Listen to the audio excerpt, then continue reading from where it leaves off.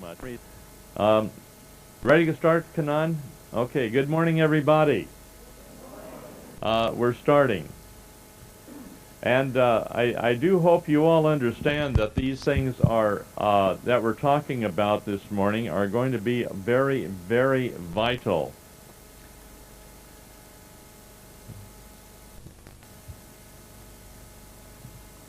A kahuna master from Hawaii told this one person that body electronics was not good to do after 12 months.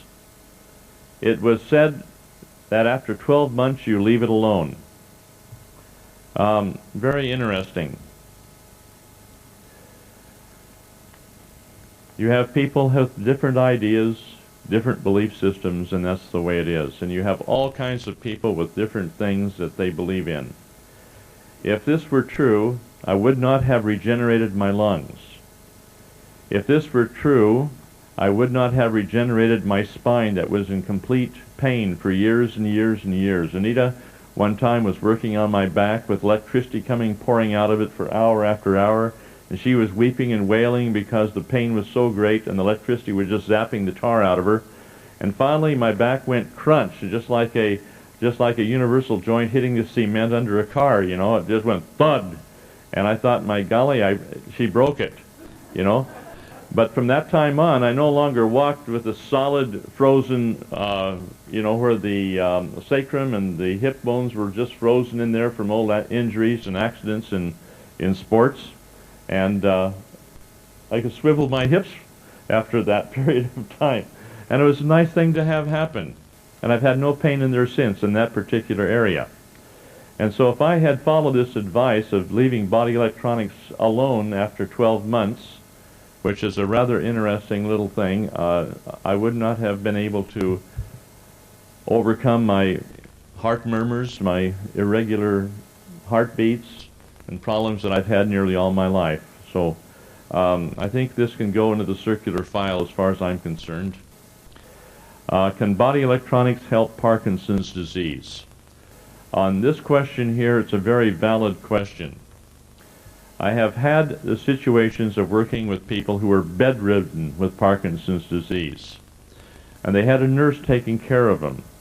We had people coming in holding points on body electronics, and after a while, after a week or two of constant point holding in body electronics, the gentleman got out of bed and walked down the stairs with the nurse saying, "You can't do that." He put his clothes on, he walked out of the house and walked around the block, and she said, "You can't do that." And he was telling her all the time that he was feeling good and he wanted to walk out for the first time for a long time because he could walk now. A little shaky, yes, but he was walking. And he continued on with the help there in West Virginia with the group of people there, a big group of people in body electronics, until after a while he was able to walk, talk, and enjoy life again normally. It took several months, as I recall, for him to completely overcome the Parkinson's disease, but it all happened in reverse order. Bill, come up here, please. I want Bill to be your teacher this morning, and I want you to understand on this, whether it's Parkinson's disease or whether it's multiple sclerosis. I want Bill to tell you exactly what's going on in his situation. Here you go, sir.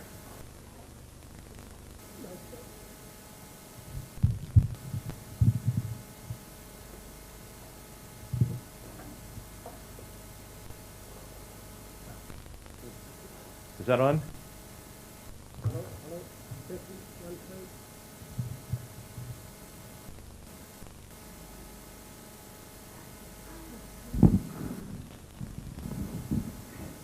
Testing, 1, 2. Testing 1, 2. I'm Bill McDougall. I live an hour and a half distance from Tamworth, and I'm a farmer, and I've had a lot of lifting in my life, hard yakka, I guess, and I've had naturally a lot of back problems. So in 1984, after just about searching on the northwest of New South Wales over different chiropractors, I decided I better do the right thing and go to Sydney, where I went to Westmead. And in Westmead, I didn't know what they were going to do exactly, but I was waiting to have my back fixed up. Instead, they pushed me in this tunnel and I had an MRI scan, much to my disgust. I thought they were working my back, but no, they were working on my head. Right.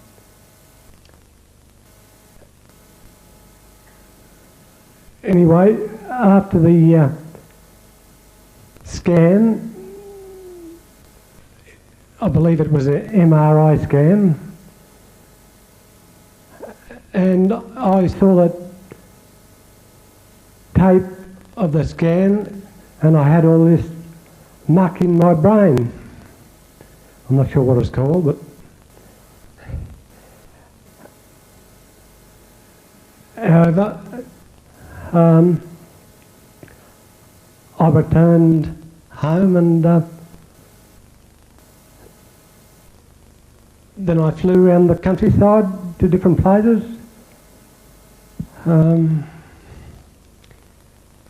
I even flew up here to Surfers Paradise, Surfers Gardens on one trip. I flew to Perth once. I flew to Grafton with chiropractors again. And I even went to India to see a doctor over there. Yep, I went over there with a walking stick, but yeah, I think they pinched it actually. I couldn't find it anyway before I left. But it ended up nothing like body electronics. Anyway, I decided to return to see Dr. John, and so far I've been able to get some movement out of my leg, and I drive an automatic car, for which I had to go for a licence test with the RTA in Tamworth, which I failed once, but I ended up getting the licence to drive with my hands, which I still do. But I'm sure before I leave here I'll be back to normal and driving with my feet. Thanks, Doctor. Now, Bill, this on? Can you hear me? Yeah. Is this on now? Okay. In Bill's situation,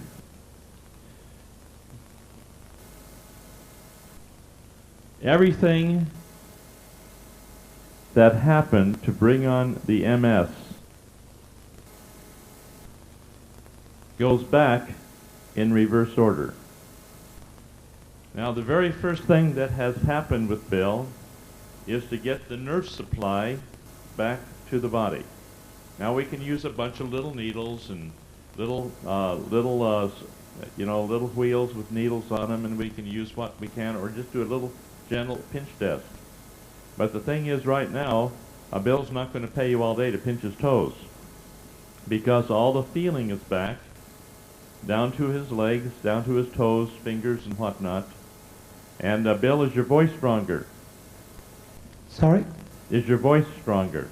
I think so. Especially through this system. Yeah. And oftentimes, when the MS advances, a person loses their ability to speak clearly. And all of this comes back in reverse order to how it was lost. We have worked with, you lose count after many years, but literally hundreds of people who had MS. And many of them in wheelchairs where they can't move. They can't move their legs. Bill, is your right leg movable now?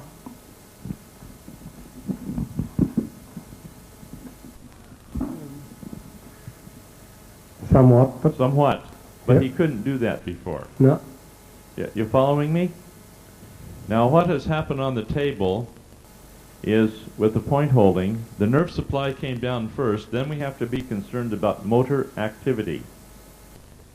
And one of the things that I want to cover with you today up in the coral room is what we call the anterior cervicals, which on the point holding we have found will help to correct the rotation of the hips. It helps to correct short legs that are not anatomically short but due to muscle spasms and so on, and rotation of hips, which can't seem to be corrected any other way. It'll help people with cerebral palsy. It'll help people with MS to get their motor activity going. And for those who have problems with motor activity, and there are several of you here, today and the next 2 days, we have 3 days left now, and we've come a long ways. But I want to get those people done to have their, what we call their motor activity restored, which comes from what we call the anterior cervicals. And this has a tremendous effect on the entire body, even though there is no known neurological hookup to that. So Bill, you insist on that, and we'll have that hopefully taken care of, because we've got the back pretty well straight now, I think. And One little thing I was going to ask, whilst I was on the table, not only I was in burning, searing pain, but I noticed it was going up to against my brain. I was just wondering whether, if I had a new scan, whether that brain frame would be very different. I'm going to tell you this, I don't know. But we've had a lot of scans before and then later on, and there has been a lot of difference in scans for everything from tumors to calcifications to cranial problems, cranial lesions, and one thing or another. They're different. But we don't know until we have that type of diagnostic technique, Bill. Right, Doctor. Okay. Thank you very much. You betcha. But I'm going to say this. I was there, and he was able to take his right leg, lift it off the table like this, bend his knee, and pull his leg up. And then I think it was yesterday, we got the left leg to do the same thing.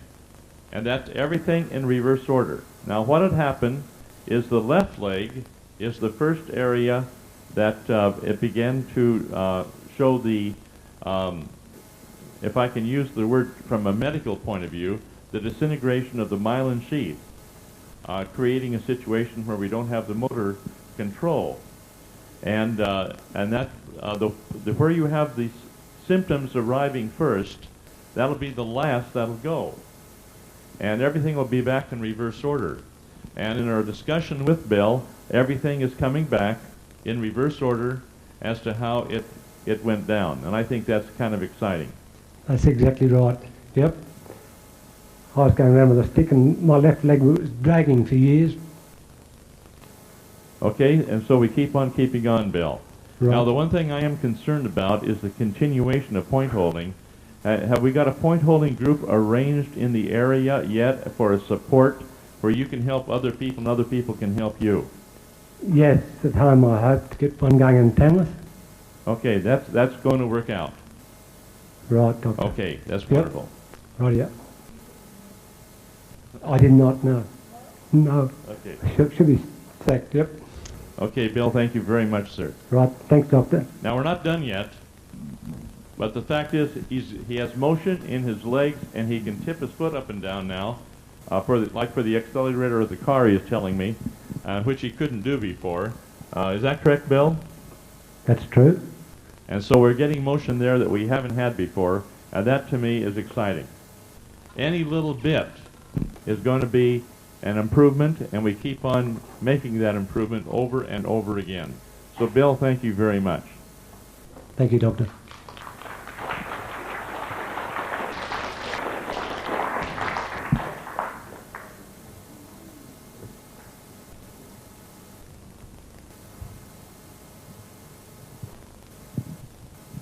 I want to address a subject, and I'm just going to ask for your prayers on the matter because it's a touchy thing. Now, we have been going for 4 days. And some of you have told me that you're feeling emotions now that you've never felt before. You're going to find that suddenly you're going to have fears that you didn't know you had, and the fears are going to be real. In some cases, people will have feelings of terror coming over them, and they wonder where this is coming from. They don't know. And they just feel that terror-stricken. Okay? This is real. Another thing that people will feel is just uncontrollable grief. And sometimes they will have the tears flowing for hours at a time, not knowing why. And this is the unraveling of the emotional body, of all the suppressed grief we've had for centuries. It's just kind of pouring out. Fair enough. There are other things that kind of start wearing a little bit hard on people. And this is going to be anger will be coming out of people, where they feel very, very angry and they don't know why they feel angry. At this time, you just control the anger without venting it. You control that anger and don't let that anger come out in a destructive way. But it's very important also that you don't suppress it and deny that it's there. There's a third way, and that is just to control the body, control the unruly tongue during that time, and then try your very, very best to just lovingly and willingly endure that anger as it is just bubbling over like a volcano.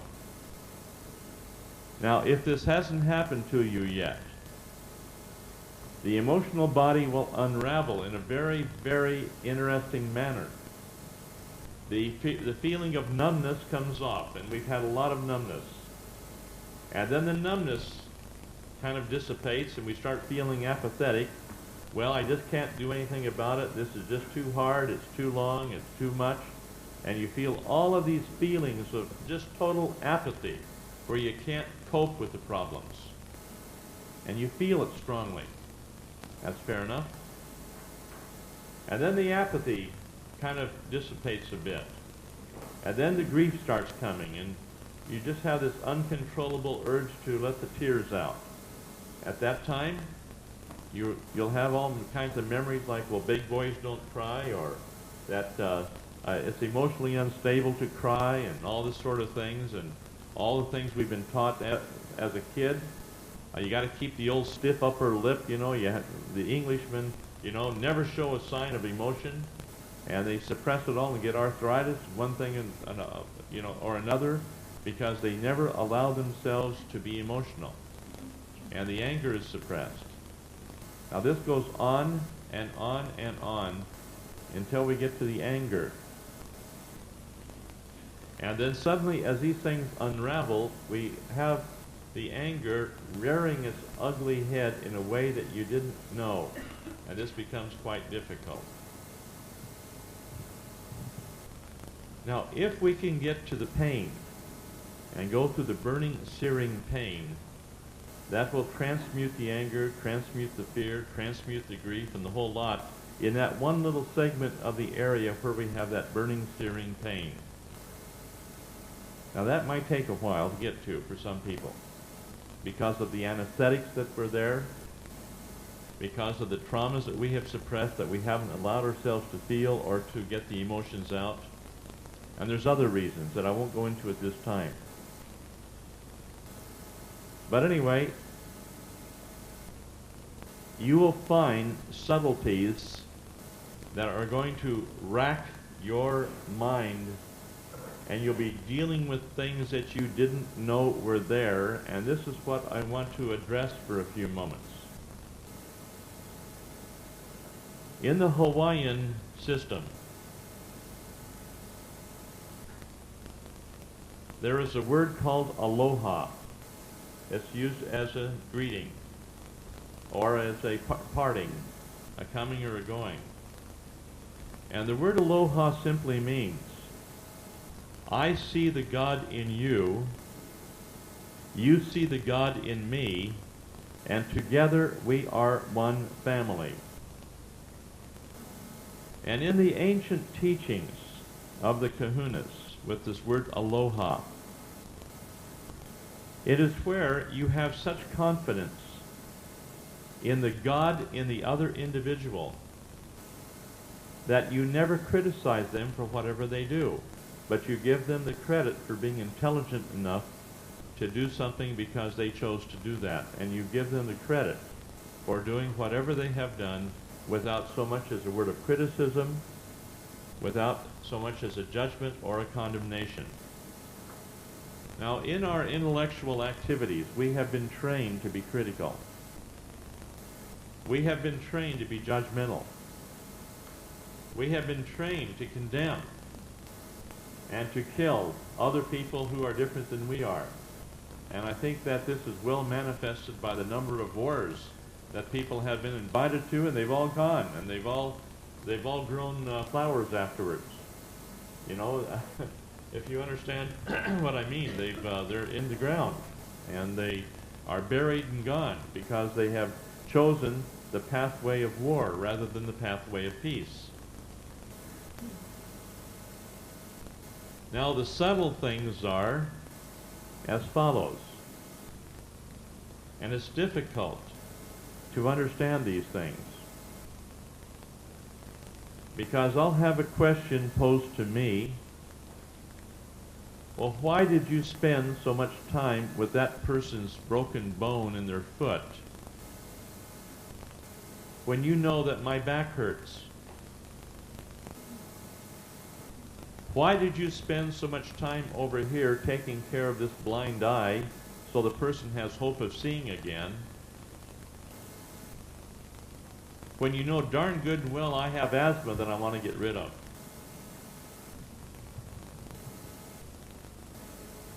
I throw my hands up in the air mentally because I can't, as one person, and many of you as instructors feel the same way because you've been in the same boat. You can't be everywhere all the time. It's like there's a bunch of apples on the tree and you pick one apple, you put it in the box, and all the other apples say, why are you being partial to that one apple? And so I have people digging at me, and in their mind they're totally justified. Because they'll say, don't you know that I'm in pain? Can't you, how are you helping me? Why aren't you helping me? And why are you helping this other person, spending time working on them? And I scratch my head and sometimes find myself between a rock and a hard place because of the damning influence of jealousies, because of the damning influence of selfishness, because of the damning influence of increased resistance, which every single one of us are subject to and manifest in little ways every day. Why aren't you talking to me? And you're talking to this other person. And I think to myself, my goodness sakes alive, we as people become subject to these genetically programmed traits within us that literally hold us in a resistance or a bondage from which we cannot escape until we can completely let go and bless every single person around us with every blessing they can have without feeling that jealousy, without feeling slighted because our own problems individually are not being taken care of. And this is arising in the class in different areas justifiably so, because people are in pain and they want to get rid of their pain. When I say justifiably so, sure, we want this, we want that, we want this and we want that. And we fixate on our own pain, we fixate on our own problems. And we carry these things, the same attitudes out in life. We carry these attitudes with us in life, and here is wherein, if we can develop the capacity of aloha and have complete trust and confidence that all is perfect divine order, we're going to be on the first step toward our own healing. Now, the other problem is coping with the jealousies. Can I say something? Hang on a second. Just hang on a second. Coping with our jealousies, because we individually all feel that everyone is to some degree impartial. Pardon me, they're not being impartial because they're giving undue attention to somebody else. And so we will manifest in our own life by our resistance to our own jealousy, through our lack of partiality in this matter, we will manifest the disease symptoms that we are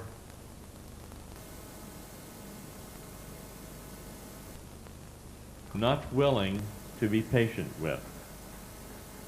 Now, when we can let go and lovingly and willingly endure all things, then gradually the human creation of disease will go right back into the void, and our bodies will begin to heal.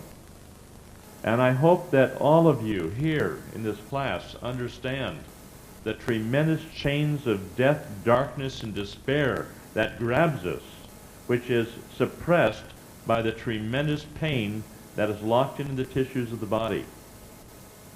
And if we understand that, we can be forgiving of other people who are struggling with their pain. And believe you me, the pain is there.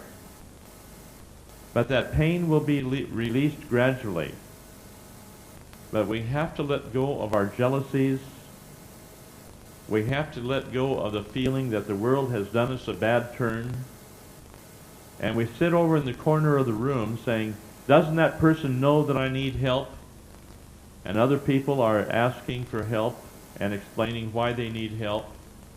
And because of our humanness, we don't see all of the needs at that time, because people haven't expressed themselves, but they sit back seething in the corner saying that person should know I'm in pain, why aren't they taking care of me?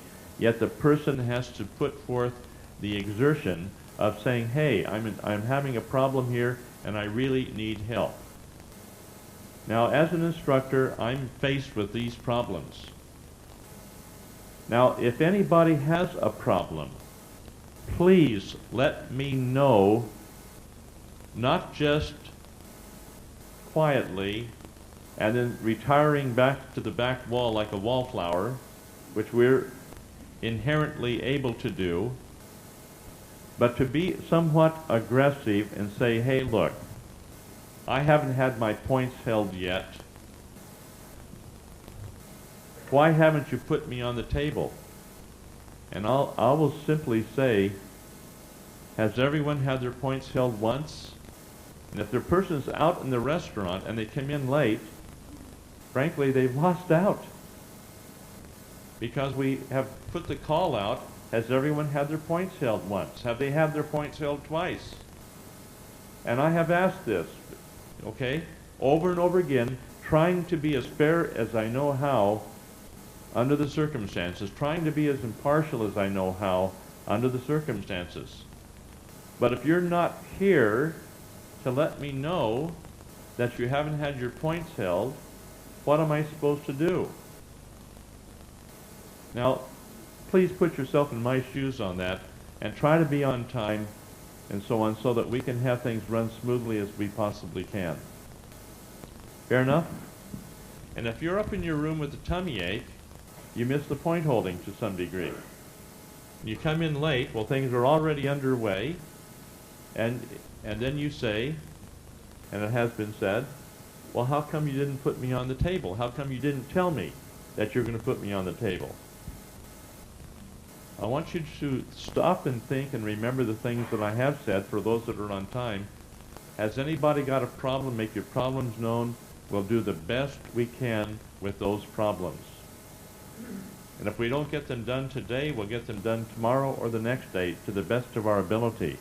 And I've also said, we're into this for the long haul. And we're not going to make a silk purse out of a sow's ear in 7 days. And some of us, all of us, have problems that put us into the category of being a sow's ear. Fair enough? We're all there. And we're all wanting to be perfect. And we want to be perfect now. And here's where patience is a virtue.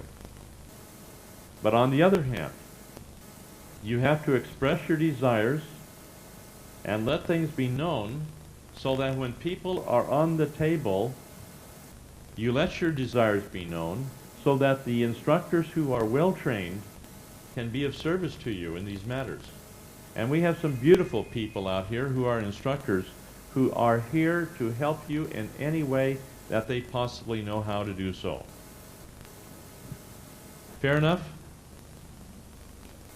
But we have to let go of these resistances, the feelings that so-and-so is being partial. If somebody says that they have a sore neck and they like an adjustment, and I adjust their neck, then somebody says, well, how come you didn't do that for me? And I'll say here, I didn't realize that you had a problem in that area. But yet the anger is there because I didn't give everyone equal attention. Fair enough, my friends? Fair enough? John, I would like to... We'll do the best we can. Anita would like to talk to you for a few minutes. I feel like I'm going to play Terry's role this morning, the devil's advocate. Because my experience with this group, with putting people on the table, has been that you have been so relaxed with having another person go on the table if they really need it.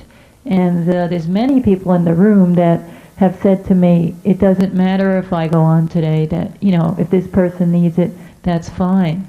And maybe I'm just being the unconditional mother at the moment, but this is true. I have felt from many of you that you've been very willing to give and very willing to have someone else go on the table, you know, even though I see that you also have a problem, but you're willing to let the other person deal with their problem.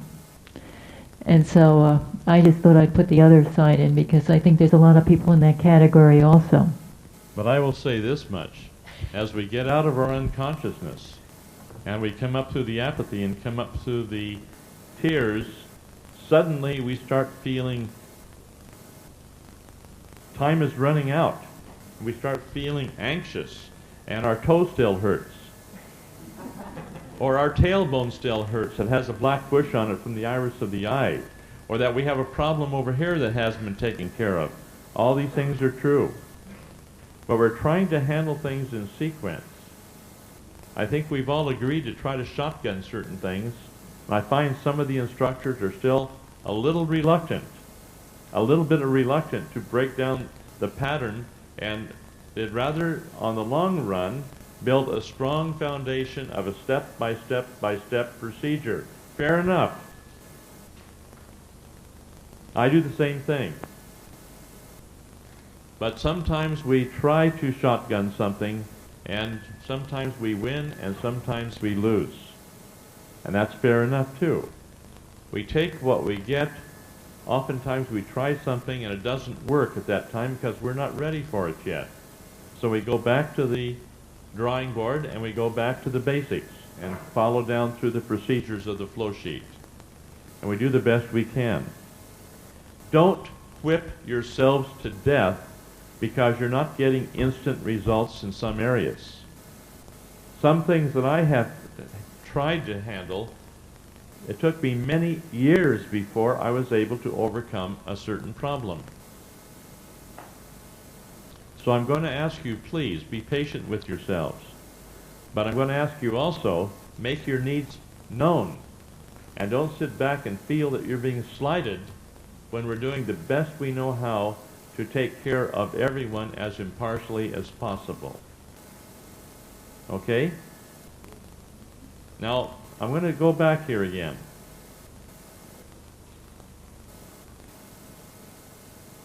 Pat, the experience with the eye. Where's Pat? Oh, there, Pat, way back there. I'm going to use you as an example. You're a good whipping board right now. Fair enough? But if I spend time with one person and give them special attention, guess what? That's one apple on the tree that I picked at that time to do the best I can to help that person. You follow me? And the thing is, the other apples can say, well, you didn't pay attention to me. That's true. And this is where we learn to have charity, because when one person heals, everyone benefits from that. And this I know. And this is why I have taken, oftentimes I put myself last and made sure that everyone else is taken care of, and then suddenly I am blessed with an outflowing of healing where I'm taken care of. And you'll find that as you give and give and give of yourselves, that eventually you will end up receiving the greater blessing. So don't be in a hurry to deny another person of a healing. Be willing to take your turn. And be willing to realize that in the long run, everything eventually is going to be taken care of. Now there are some things which are serious and require attention. This is another matter. And here we prioritize sometimes our activities. But you're going to have to let this be known and let go of what, I'm saying this to nip some things in the bud. Let go of insane, destructive jealousies. Keep the word aloha in your mind, that you have complete recognition that another person is doing what they honestly believe is best for them. They're not against you, but each person is doing the best that they know for themselves, and have that confidence that that is so. I'm reminded of another statement here, that if we are concerned about other people's business and focusing our attention on what they're doing or not doing, even though we become aware of this, then we're not minding our own business. And I think that if we're kind of locked into minding our own business, then we're not really going to be aware of all of the ramifications of what other people are doing. Because when we're worried about other people and we feel jealous and we feel that people are being partial, that people are not being fair, then we're not minding our own business. And if we mind our own business and set our own lives in order one step at a time, eventually everything comes right. That doesn't mean life is going to be the easy flow, but things will take a long time in some cases because of our inherent resistances that we have come rightfully from our ancestors. Fair enough? And it's going to take a while to overcome these. So I hope that this will settle a few things that, as point holding continues, we have feelings of resentments, we have feelings of anger, we have feelings of jealousy that we didn't know we had. And if we can nip these in the bud and put them into proper perspective, it'll save us a lot of hard work downstream. Fair enough? Okay. So that had to be said. Another thing has been asked several times of me about the firewalk. How many people in here have gone through the firewalk? May I see a show of hands? We have quite a few. We have about 10 people, I think. 1, 2, 3, 4, 5, 6, 7, 8, 9. Okay, got about 9 people who've been through the firewalk. That's just about 10% of the group. And that's usually what we have. And you might wonder, well, what is the firewalk? The firewalk is a rite of passage that is as ancient as time itself. But I want to talk to you about some things that we do need to consider. In the state of New York, we had 600 people involved in body electronics. One of my top students at that time, who was instructing throughout the eastern part of the United States and doing a very good job of it with body electronics.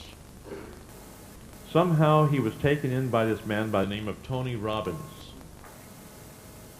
And he went to Tony Robbins and he was convinced that he should go through the firewalk, which he did. And then he convinced, behind my back, telling people that I'm an old man, this was about 15 years ago, that I was an old man that didn't know what I was doing, that I wasn't up on all the new things, and all these people should go through the firewalk. 600 people involved in body electronics went through the firewalk. And they're all under a commitment, don't tell John because John doesn't understand these things. All I did was I prayed about it and I was told, no, I didn't know a thing about the firewalk, but I said, no, this wasn't for me. And so I refused to go through the firewalk. And I had a lot of people very angry with me because I wasn't up on the latest stuff. But I didn't go through the firewalk. I didn't know why. But I observed what happened to people. People who had a lot of fear, suddenly their fear was gone.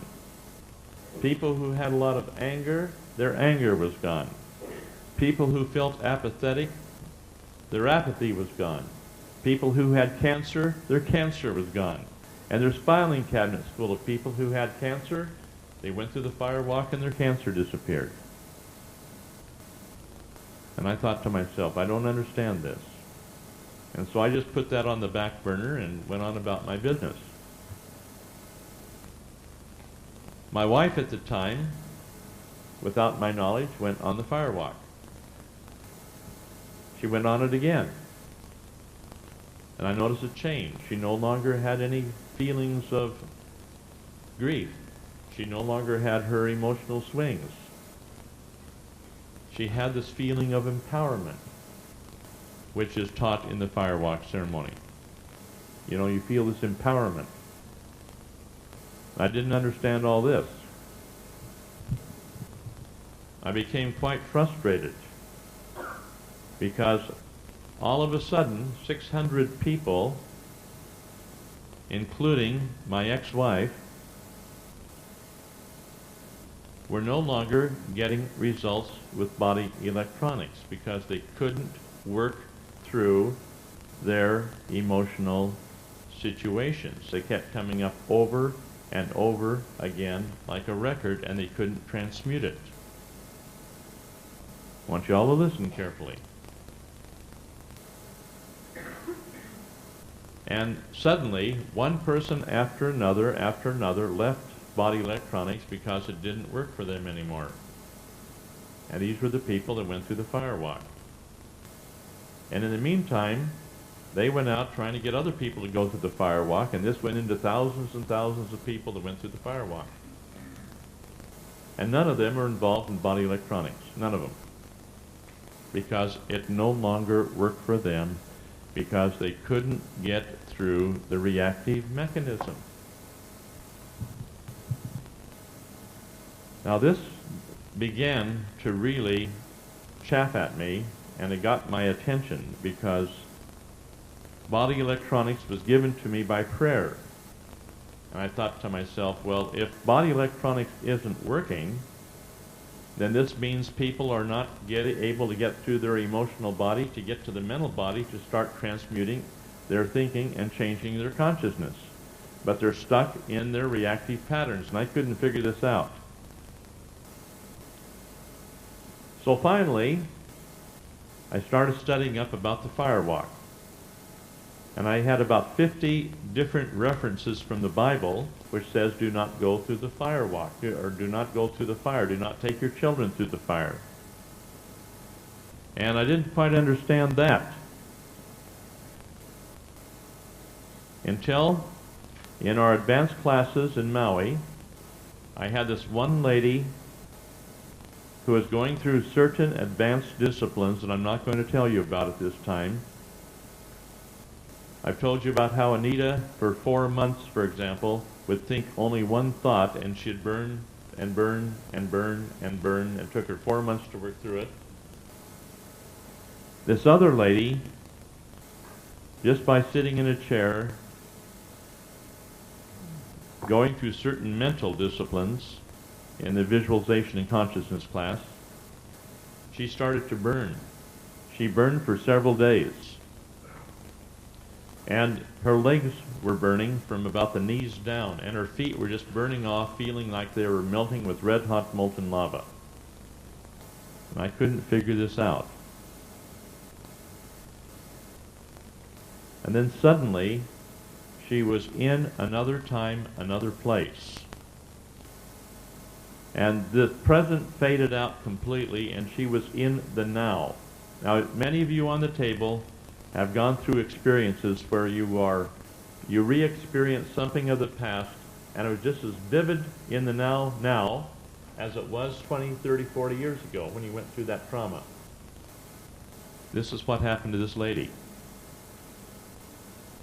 But here she was before this huge temple, and she knew the name of it, the god Baal, B-A-A-L, mentioned in the Old Testament. And here she was there with all these priests and priestesses and so on, and lining up to walk through the fire ceremony, which was part of the ceremony that would prepare people to become sorcerers. It's a rite of passage to prepare people for sorcery. And while she was there, the word pattern in her mind was, I have to go through the fire to prove myself to God. Listen to the wording. I have to go through the fire to prove myself to God. Now, I'm not saying this is the word pattern that everyone who's gone through the firewalk has. But what happened after that period of time, she really started to go through changes. After a while, the feeling of her feet being burned off was gone. And her whole life went through a series of changes, like she was freed from these parameters of restriction that has kept her in one mold her entire lifetime. And suddenly her whole life just changed. And the burning was gone. There was just a tremendous change in her life. Her personality changed. Her physical configuration changed. It was just a marvelous thing to watch. And I scratched my head because I didn't quite understand this yet. Since that time, we have had a number of people in our advanced classes that had very difficult times in getting to the point where they could feel burning in their bodies.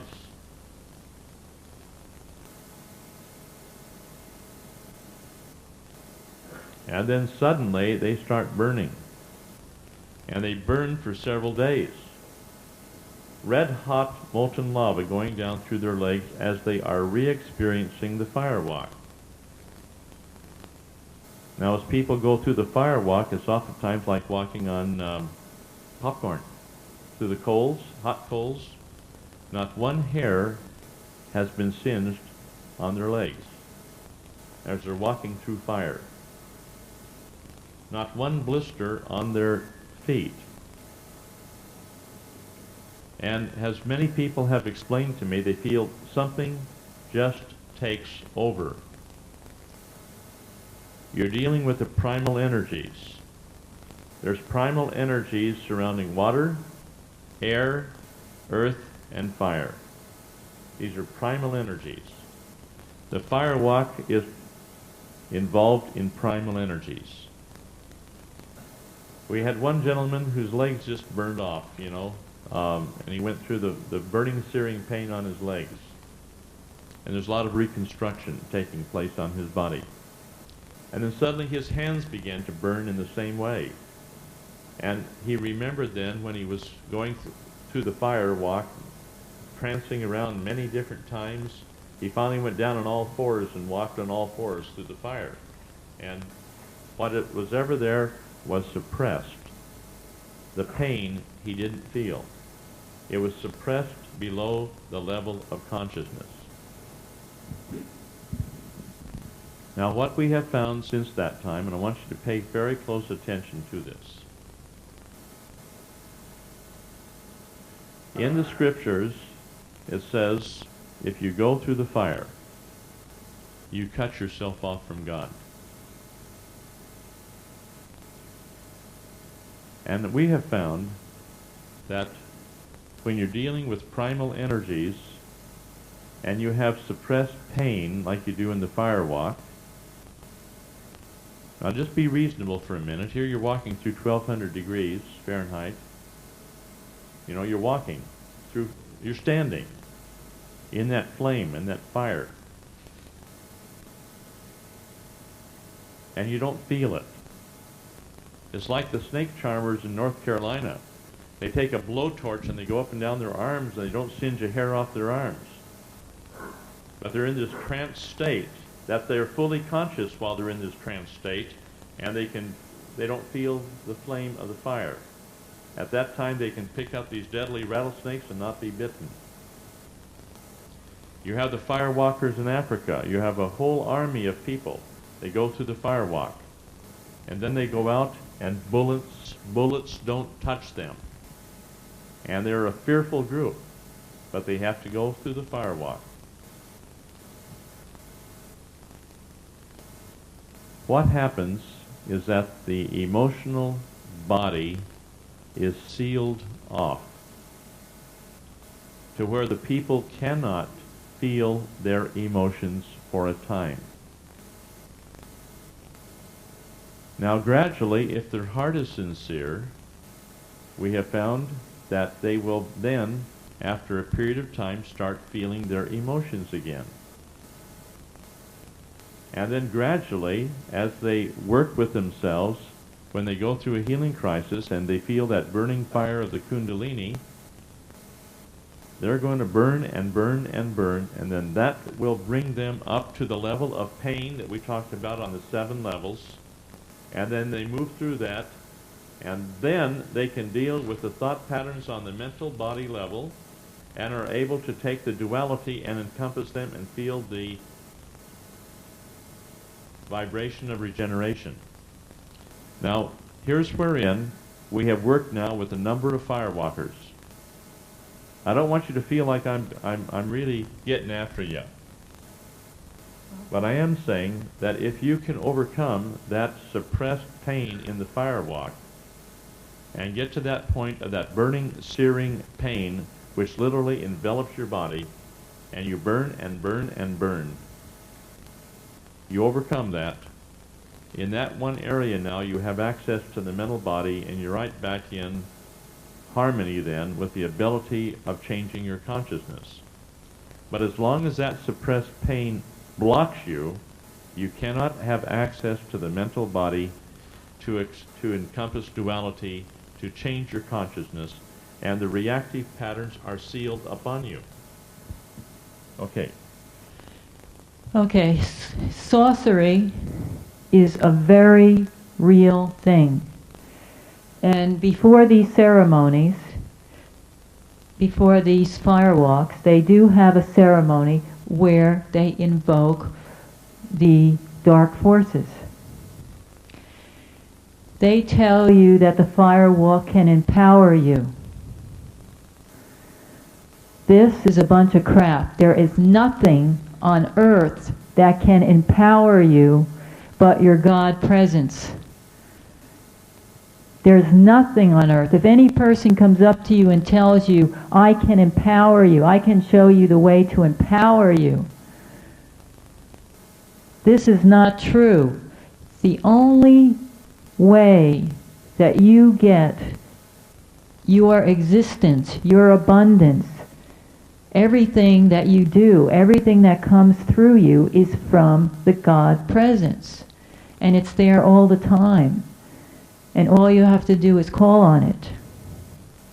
So if any gimmick out there that tells you that you can be empowered through this ceremony or this gimmick or this whatever, don't believe it. Only the I am presence or the God presence or whatever you want to call it, God, can come through you and be all that you are.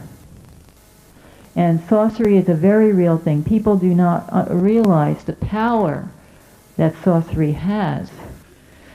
I met in Rarotonga one of the ladies that was a relative of a Tonga. This is one of the people there that do the healings on people. And they call them Tongas. But they call on the dark forces to help them. Can I use the words, the spirits? The spirits. Yes. They don't consider them dark forces.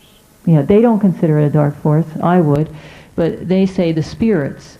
Now, this one woman confessed to me that her relative, Her auntie, okay, was told by the forces that every 11th person that she heals must die, or else her body must be deformed.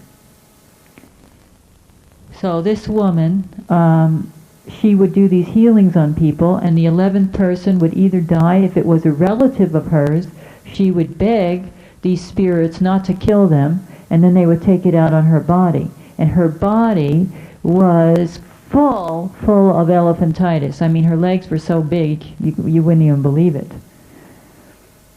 So, yeah, huge.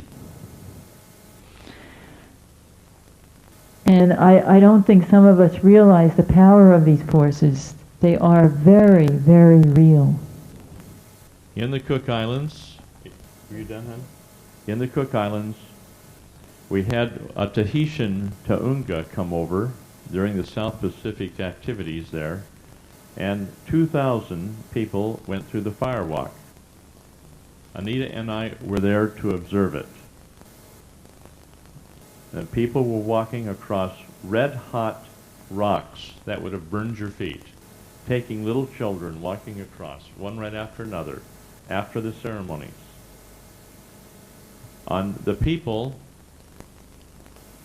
that we know who were our patients who were involved in body electronics, after they went through that firewalk, nearly, not all, but nearly every one of them could no longer have any results with body electronics because they couldn't get in touch with the pain within their own body. Are you hearing me? Now, some of them were able to make that breakthrough, okay? And after a lot of work, and I'm talking about a lot of work, they're able to get back to the point, and then they understood, because then they re-experienced the burning on their feet and were able to transmute the negative effect of the firewalk. Kyle, what did you want to say, sir?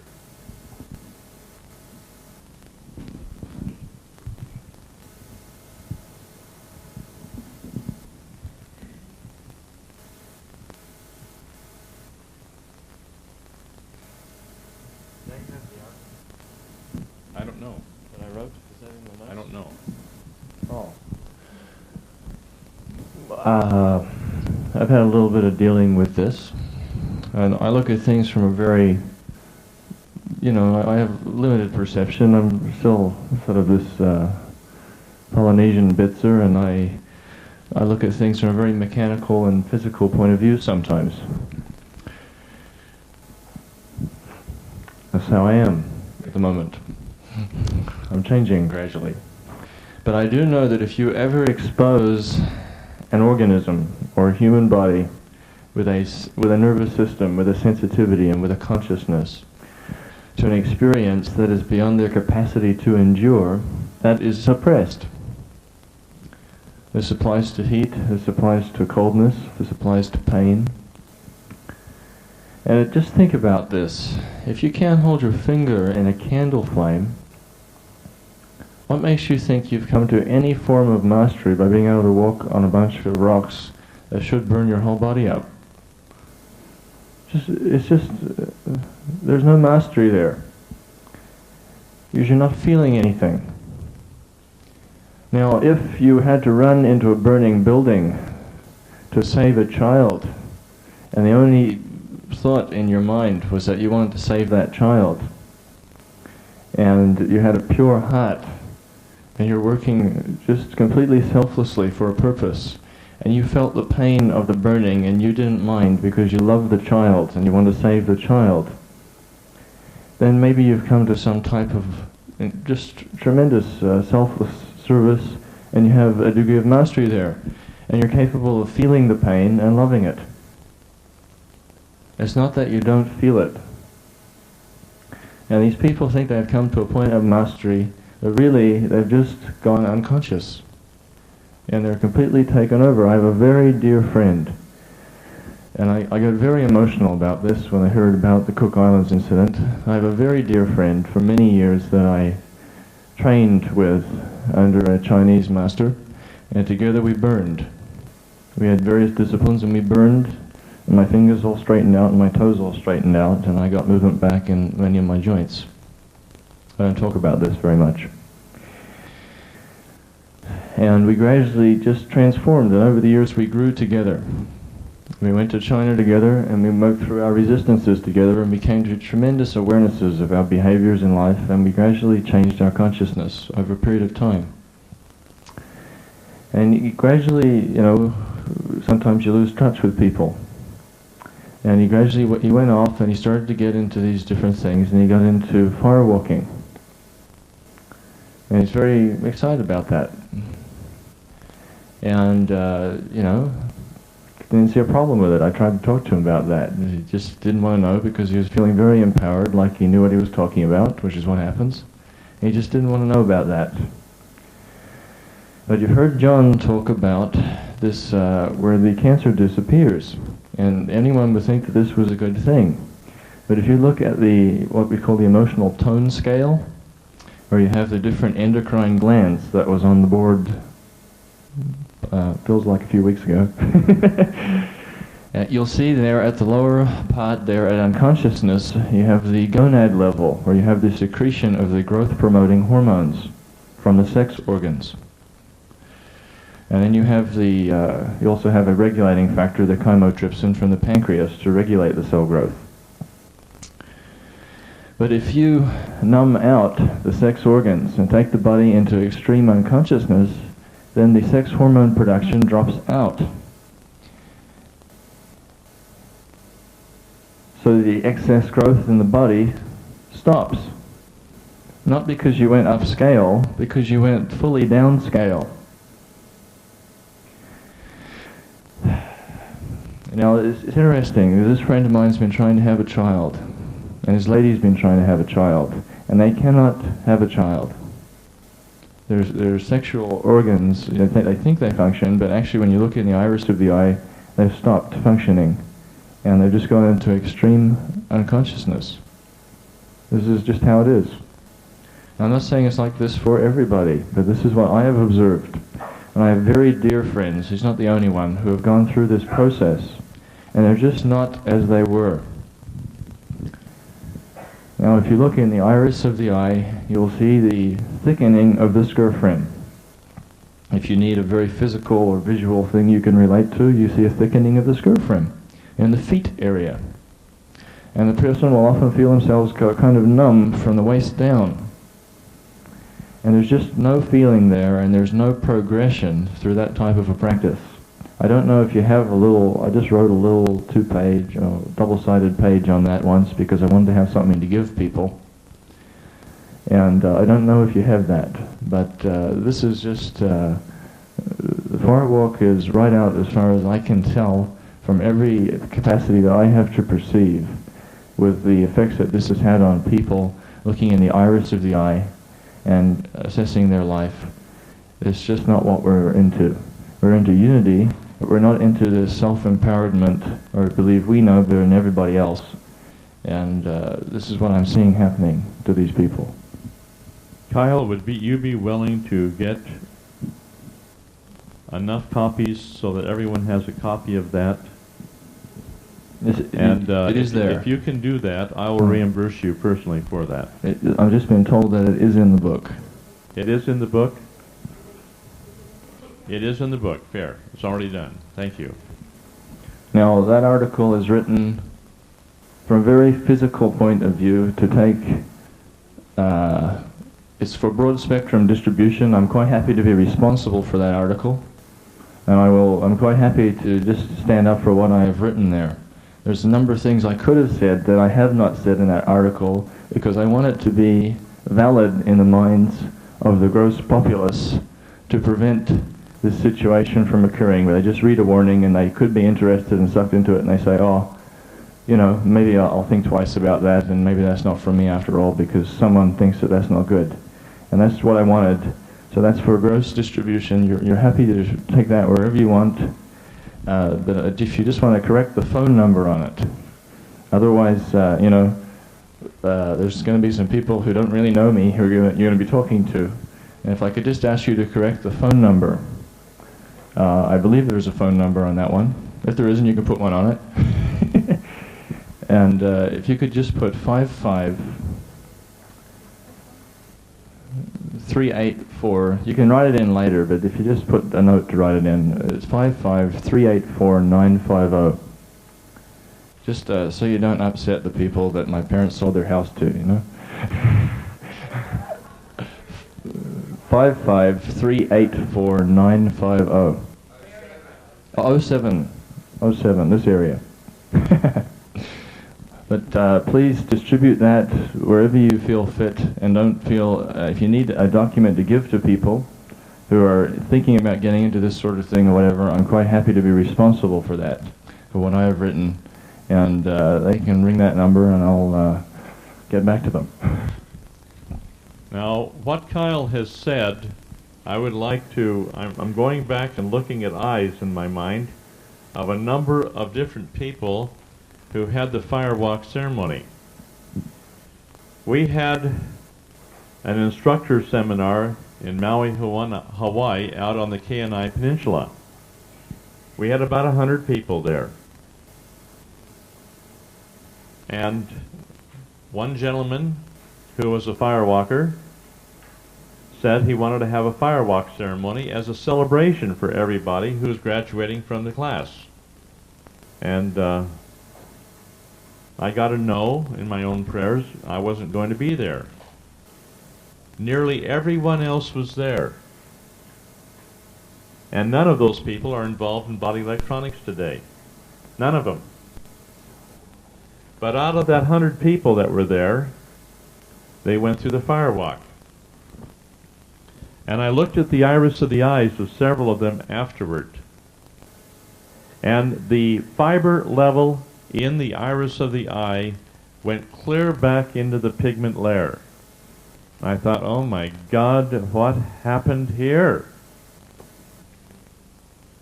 And body electronics no longer work for that person and this person and that person and that person, and they're out of body electronics because it doesn't work for them. But I looked at that because if you look at the fiber level, when we get into iridology, you'll see this. The fibers went all the way forward up to about a level 4, and the person was making progress, hand over fist, was going through memories and transmuting material and transmuting things on the mental body level. After they went through the firewalk, they could no longer do that. They lost all the ground that they had covered, and their fibers literally went back into the pigment layer at what we call level 7. And I was just astounded. I was sick in my stomach. I was sick for days. I was emotional over the whole thing. I'm wondering, what happened here? Where is my stupidity? What happened? And then many of the people that went through the firewalk, they all turned on me because they said, well, you're just an old man, you're not, and I was 40, maybe about 50 at the time, and I was thinking to myself, what in the hell is this all about? Why are they turning on me just because I chose not to do what they're doing? And I was hurt emotionally. I was hurt deeply because of their turning on me with anger and frustration because I wouldn't go through the firewalk. I now understand why. When a person is of love, they do not condemn another person for not doing what they're doing. When a person is coming from darkness, they're trying to force and cause duress on other people to do what they're doing so they have company in their darkness. I think one of the sad things, too, is that some of the people do it out of just something to do that night.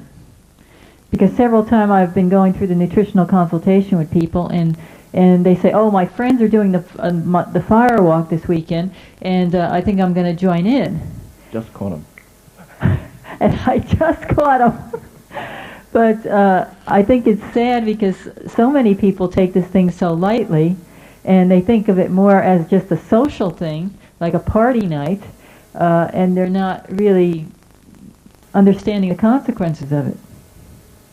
So if you know of your friends, you might want to make them aware of these things, if they are about to do such things, just for the mere sake of going out that night. I was almost one. And I take it as the greatest, one of my greatest blessings, you know, that I decided there was someone I needed to help that night. And I couldn't go. But can I talk about sins of omission? John introduced me to a concept where we have sins of commission, what we'll term a sin, and a sin of omission. And as I've gradually waded my way up to unconsciousness, and I've gradually waded my way up now, you know, where I can't be bothered about my unconsciousness. But I'm aware I have it. I've gradually waded my way up. And now I'm beginning to see areas in my life where I have knowledge of certain things and I've not taken action. And we're all in that position, I believe, you know, on one level or another, to one degree or another. Sometimes we have a sin of commission, you know, where we're actively engaged in some particular thing that causes harm somewhere, that violates us and takes us from the path of harmlessness. But then in other places we have area where harm occurs due to our lack of action, due to our apathy or our inaction. And you kind of reach a point where you're so aware of this problem situation as consciousness grows that something simply has to be done because you're aware of it 24 hours a day, along with everything else that's happening. And the universe, you know, has this funny way of just pushing you into a thing where just out of conscience, you know, which is probably reactive anyway. But you just have to do a thing. And so this has been a great lesson for me because it applies in many areas of life. And each of you will become aware of different areas in life where, you know, people can be assisted, where opportunities can be provided and information can be provided and support can be provided in those areas where people would otherwise be uninformed. And so I look upon it now as a responsibility, you know, almost as a moral obligation, if there is such a thing, for myself to have written that particular article. And I would encourage each of you to find the courage to look at those areas in life very prayerfully where you can be of service to people and begin to make information available. That's all.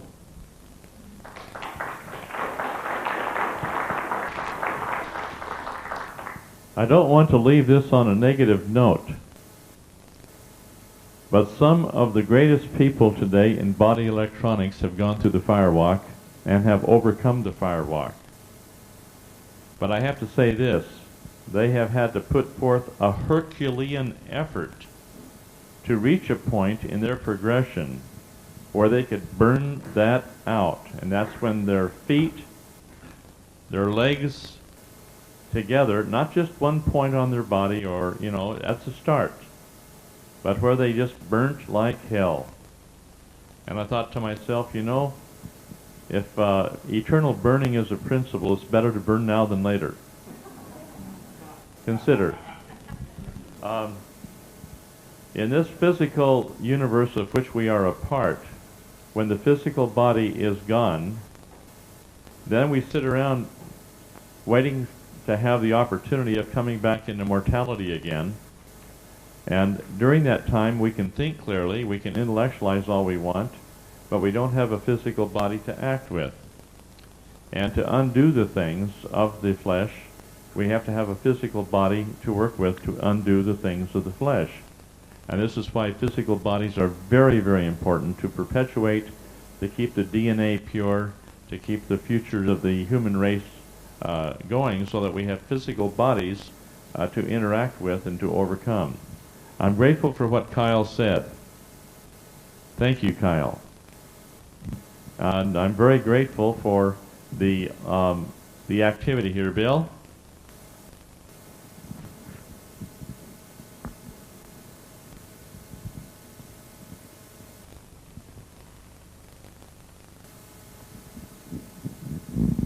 So I have a very direct question relating to firewalking. Sorry. As you mentioned, people that have had the firewalk have a reduced incoming of body electronics. But how about somebody that's done it? Are they still able to point hold quite successfully? Their heart is sincere, Bill. And this is what in our prayers we know, that oftentimes people have the intent of purity in what they're doing to be of service to mankind. And that overrides all of the negative things that we have done in life. Fair enough? Okay. Oftentimes things are done out of curiosity or otherwise, that remember the intent of the heart overrides eventually all negative things that we might fall into inadvertently. And we've all had a lot of blind alleys in our lifetime. Morphogenetically, have we all, say, in previous lives, been connected to someone who was firewalked? So will we reach the point where, when enough people have done body electronics, we will lift everyone out of that? I think we're all tied in, and the more people who have done the firewalk get through the body electronics program, the more quickly the firewalk will be overcome. Years ago, say 20 years ago, 15 years ago, the people who had gone through the firewalk couldn't respond to body electronics, or if they did, it was very, very slowly. Today, we've had people, especially at Genazzano, who've been through the firewalk, all of a sudden they're into burning, searing, burning, pain, and they wonder what in the heck are they going to do because they can't stop it. And that's good, until it's over. So the thing is, morphogenetically now things are moving a lot more rapidly, and I think we all have a grace period in this area. Any questions?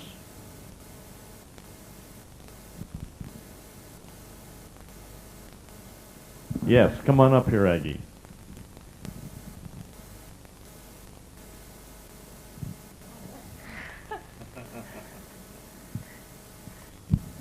Thanks, Anita. It is a long way, so before I say what I was going to say, I just want to acknowledge that I have allowed myself a reaction to the change of rooms. I feel like I'm out of the comfort zone. It was like an intimate little cocoon there. You like wide open spaces rather than the sardine can? No, I liked it in there. Oh. I was used to it in there, and I felt enveloped. And I'm having to adjust, and I'm finding it finding it difficult. So I just thought I'd share that because it's there. And I'm here because of what Carl said about sins of omission. I don't know what you'll think of this, but another situation that I've often witnessed where people have to get out of themselves to go through an experience that is literally otherwise intolerable is in instances of severe child abuse, where people have been physically, sexually abused severely. The room was full of this yesterday. The room was full of it. It's just tremendous invasions of people's privacy of this child abuse of one type or another. We'll talk about this. Good. or terrorized as children. It doesn't always happen, but often what happens is they literally leave themselves, because otherwise they couldn't, if you think about it, they couldn't actually tolerate the experience. And often people like that go through life where they will often leave themselves and just not be there to experience certain life experiences. And in extreme cases, that turns into what some people might call multiple personality. I don't know what to call it myself because I don't like to label things, but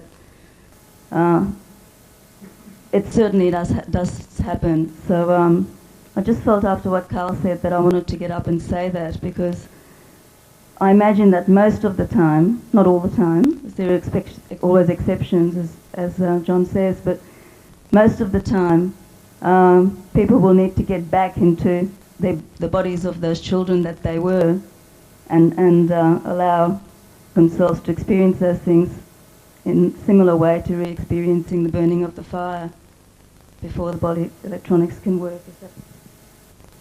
Spot on. Come on up.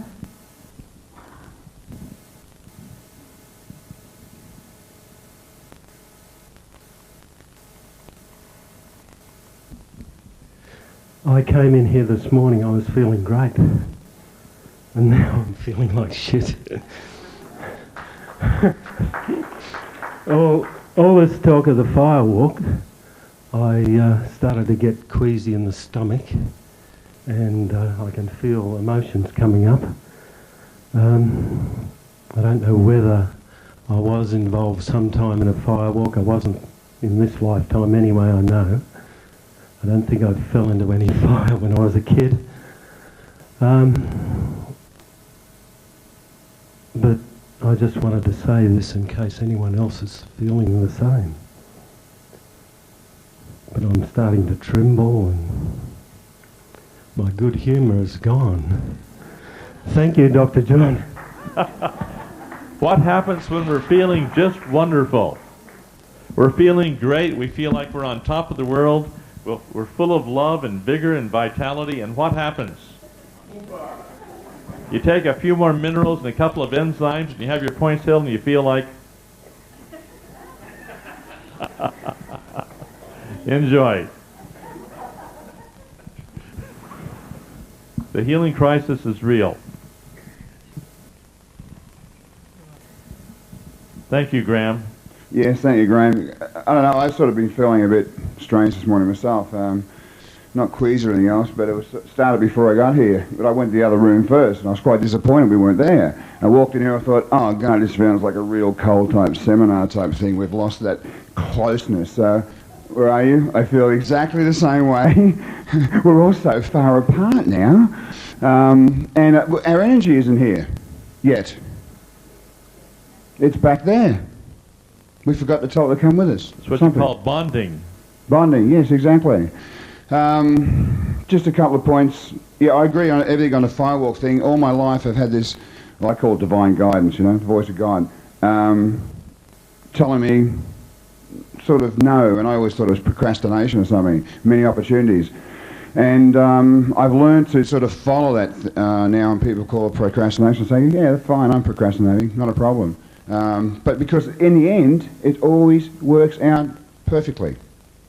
And I understand where you're coming from, but the one thing that I'd like to sort of say here, that I don't believe that we can label all things with one connotation. From my reading and what have you, I realise that there's the schools of sorcery which have none of this type of rite of passage. It's coming from love and service. So there is others ways out there as well. Is that sorcery then? Yeah, they call it sorcery. There's some wonderful books out by, what's his name, Calisanda. Anyone? Journey from Ixtland. That's it, sorry? Yeah, yeah, and there's some out by a lady. I just sort of can't pull her mind in right now. I think my brain's a bit tired. So yeah, there are different ways. This lady teaches a method of, which is called recapitulation, which is very similar to what we're doing here. It's going back in solitude and reliving everything in your life perfectly, and using a head movement where you're recapturing all the energy that you gave away, and you bring it back into your life. And by doing that, you are moving your resistance and so forth. So there are some gentle, loving forms out there as well. No question about that. One thing that you can put into a classification of sorcery, and you have your scale of emotions, shall we say, from the top to the bottom, just like you have in the astral realm, you have your top to the bottom. You have a gradient scale from one extreme to the other, and you have your opposition here in all things. Okay, we have to look at that. It's not just black and white. Just I hadn't heard a nice word said about, there are some good but in the there. sorcery realm, whenever you are manipulating outer energies and focusing on the outer and manipulating the outer energies, whether it is energy medicine or whether it is dealing with changing the auric field by where you can see it and you can change it, or whether it's the old yoga condition of taking away a person's pain by blowing out the darkness in their body. All of this is classified in the area of the outer manipulation of matter, and would be classified as sorcery as such. And it might have, if you look at it from one point, there may be a time and a place and a purpose for all things under heaven. Okay? Fair enough. There's a time to talk to your dead ancestors. Fair enough? And this is something else I'm not going to go into at this time. But, bottom line, if we're putting the focus on the outer, then we're not learning to cope with the inner essence. Exactly. As long as we understand that, and every time that we're eating a piece of meat, we're changing energies in our body, or eating a prune, we're changing energies in our body, so consequently eating can be classified in the realm of sorcery also. I mean, if you want to look at it, we're changing the energies in our body for a certain purpose, so you're dealing with outer energies. That's the extreme. But you lovingly embrace the food and it comes in. You lovingly embrace the food and it comes in as inner energy then. That's right. When you're putting your hands on somebody and giving them energy, some people call that sorcery too in the extreme case. And just one other little thing. I thought this morning till I felt, as you're saying, you're up there and you're cruising along and then suddenly, boom, it's all changed. And I thought, that's how I felt this morning, just sitting out there at breakfast. And then I'm thinking about it and I thought, I wonder whether or not this is actually peace. And I've been searching for peace for such a long time, but of course I realized that maybe I wouldn't recognize it. So I was last in breakfast and, last in here just about and what have you. I'm sitting out there on my own thinking, Jerry was with me, my room buddy, there for a while, and I said, this could be peace, And if it is peace, I realized where it came from. It came from the giving, right? And I want to thank my loving friend Emma. We went on a really big journey yesterday, from the morning right through the night, and I had this understanding, this driving motor force in me that divine guidance said I had to be there for Emma in the afternoon for point holding. And as it worked out, I was on a heart centre, I was up close so we could talk, and Ian, our facilitator, was very busy all around with the others going in healing crisis, and I was left to my own to fend. And being a newbie, it was like, this is really heavy stuff. And I'm not going to say what it was. That's Emma's business for her to deal with. But it was very, very, very painful. And even a couple of other, Jane and Nina, hi, the other point holders, they didn't even know what was happening because they were down the feed end. And it was happening there, and I realised that God put me there for a purpose because we become close bonded friends, and we worked for something. And Emma found peace. And guess what I had this morning at breakfast? Yes, thank you, Emma. Sticking with Emma, when she arrived here, and we first met her, and on Thursday night. Hank and myself spent quite a considerable amount of time up in her room making sure that she was well enough to leave alone. At that time we checked her eye and she had a squared off autonomic nerve wreath. Yesterday at lunchtime we checked Emma's eye and it had rounded out. She has totally changed. This morning at breakfast, I walked up to Emma. Hello, Emma, how are you today? She had to look at my name tag to see who I was. She had forgotten totally who I was, and she is totally a changed person. That squared off autonomic nerve wreath, oftentimes if we lose an entity where there is a death wish involved, you have an instant change from that squared off autonomic nerve wreath to a perfect round circle. I'm so happy you saw it. You'll never forget that. That's a teaching tool you'll have forever. Ian, did you have your arm up, sir? Okay. Judith.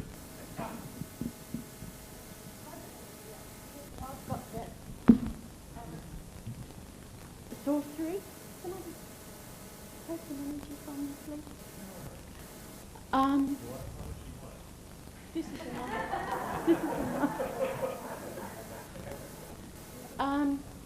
I think this thing with sorcery is as simple and as complex as baseline manipulation. Now I look around this room and see all the people that John's manipulated their necks and, but that's different. I don't know how it's different, but it's because people are asking, people are taking responsibility. People are asking, people are taking responsibility for their own healing in this. But when you are doing things to people, you're manipulating people. That's right. And it's the Aloha, recognising the God in you and the God in me. And I'm just teary and I don't know how to say it all, but if you just think manipulation, am I manipulating this person? And if I can stand back, do you understand what I'm saying? And yeah. And I've also been involved with But you're doing it with love. but even if no. I'm sorry. Yes, you are doing it with love. A mother assists a child. You assist your child to grow. You draw the child forward. You call it forth. You don't do it. Yeah?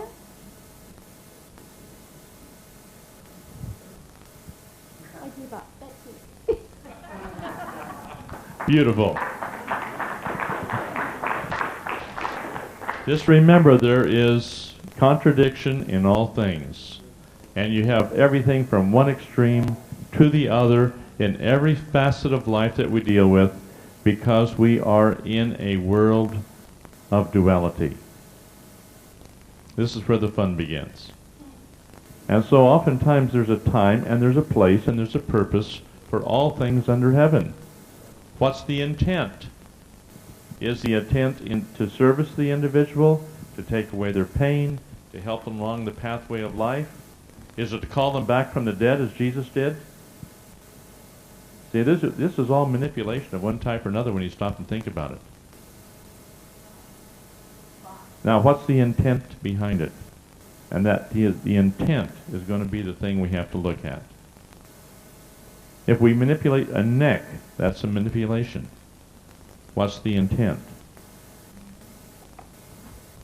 I think when Jesus did a healing, he would say, after he did the healing, he would say, okay, now sin no more. And he did that with the intent that the person now is going to get to a greater state of loving.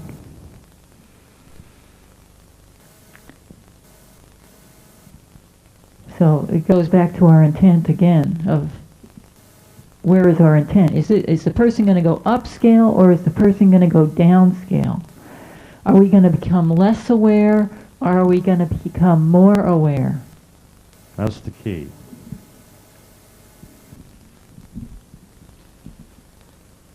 I'm confused. We're no longer in the black and white, right and wrong area. We're into the gradient scale from one extreme to the other in everything that we do. And that is confusion.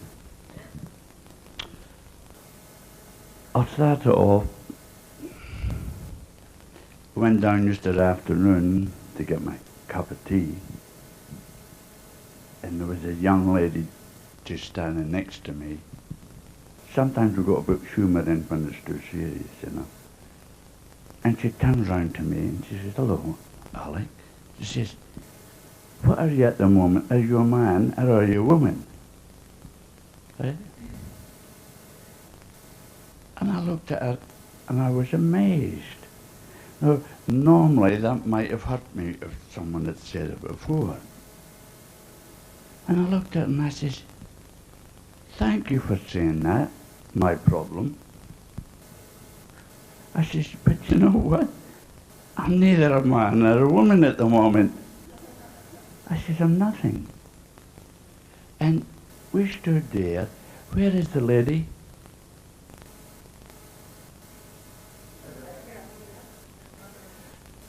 Do you remember?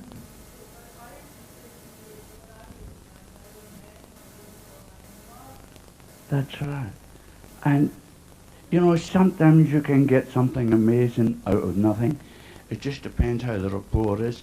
And I accepted her the way that she gave it to me, so there was no hurt. And me not feeling any hurt, I realized that here was an angel really coming towards me to say, come on, open up something and you'll find something. And so we started talking about it. And it was absolutely amazing. I couldn't get out of it. There was no problem when I didn't debate on either one. And it was amazing. Now that's the first thing I want to say. The second thing is, I went down on the table again yesterday, and I was really praying, you know, that, you know, come on God, this is it, you know. And I had David and Vicky and is it Gary on me. And I was scared. I was dead scared. And the butterflies were flowing through me. And Vicky, where's Vicky? I've never met the most sweetest torturer in my life. And I don't know who taught her point holding, but by Jove, I think she must have come from the lobster family. Right? And you know, she went from a big toe. And I'm not kidding you. I don't swear until I came here.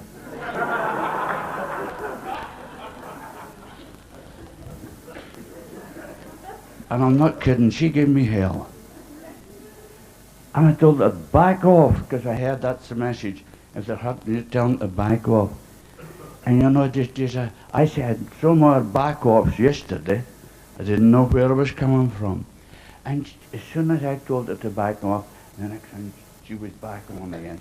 She wouldn't take a no. And then Gary was, now, David was coming in, he was talking to me. And I want you to remember that you cannot tell a book by its cover. You can have a beautiful glossy picture of a voluptuous woman, you know. You say, I'm going to read this, but it's not. It's garbage. And you can have an old, gnarled person coming along, you know. You won't get nothing of that. And out of that beastly thing comes, what, the beauty. You know the Elephant Man? You remember the Elephant Man? And when the doctor took this man in, and the doctor went out of the room, and he left the door open, and that Elephant Man, that man that had that hideous, gruesome face and body as an elephant, the doctor opened the door quietly, and he got the biggest shock of his life, because the Elephant Man was saying, my Father, which art in heaven, hallowed be thy name, thy kingdom come. And he went on, and that doctor was in tears, because here was this beastly man talking to his God. And all the beautiful people in the world are so busy, they don't know how to do it. So I'm talking about David to me. I saw the big beard and all that, you know. And then we started lying down, and David says, well, Alec, come on, we know your problem, you know. Now he says, it's up to you. And I said, blimey, it's up to me. And so we started, and we got the pains going, and it was terrible, and I was shouting to get off. And then plus the fact I've got this other pain. But to cut a long story short, I couldn't get where I was going, because I didn't know where I was going. This program of getting someplace and seeing the vision, I couldn't get it. Then I started shouting and screaming, and then David says to me, you know, Alec, only you can do it. And then he started to tell me about it, try to get the pain and the energy and all that. And I said to him, would you please stay with me? And he did. Now I'm going to cut it short. Right. I couldn't get anywhere. And now I was pretending. You got it? And I started shouting and I was getting angry. And then David says, keep it up then, that's it. But the anger petered out. Then all of a sudden I said to him, I hate this. He says, oh, you hate it, Alec? Well, start saying hate. And I started saying hate. But the hate petered out. And David says, come on, do it. And I says, no, I'm pretending. There's no anger in my heart. And there's no hatred in my heart. So why don't I stop saying it? There's no anger in my heart. And there's no hatred in my heart. I'm only trying to do what I had other people doing, shouting and screaming. And all of a sudden, I lay there, and my heart went warm. Do you remember, David? And this warmth came in my heart, and I lay down there, and I said, I'm not solving my problem. I'm not getting on with it, because I don't know what to do. And I lay there, and I didn't know what to do. And then they started putting the pain up. And I started giving a poem to David. Right, David? And all of a sudden, this love in my heart became so beautiful. And all I kept on doing was poetry after poetry after poetry to David. Is that right, David? And the more that they pressed on my points, the less of the pain I felt. And I kept on saying to them, increase the pain, increase it, increase it. And while they were increasing it, I was still giving out my poetry. And it didn't matter how much pain they gave me, I wasn't interested in that, because all I had to do was giving out this poetry. Now I finished, and I turned round to the other two ones. And this is a surprise to me. I turned round to them, and there was such love. There was such a love that I knew it wasn't me, but it made me do something. I had to put my hands on their hat, and I had to give them a piece of poetry. And when I put my I'm shaking. And when I put my hands on their hat, the energy that came, and it's coming now, and the energy that came out of my hands, and I put it on their hats, and it was so beautiful. And I believe that they felt the beauty come through me. Is that right, David? And Gary? And it was so beautiful. Nowadays, when I woke up this morning, I went,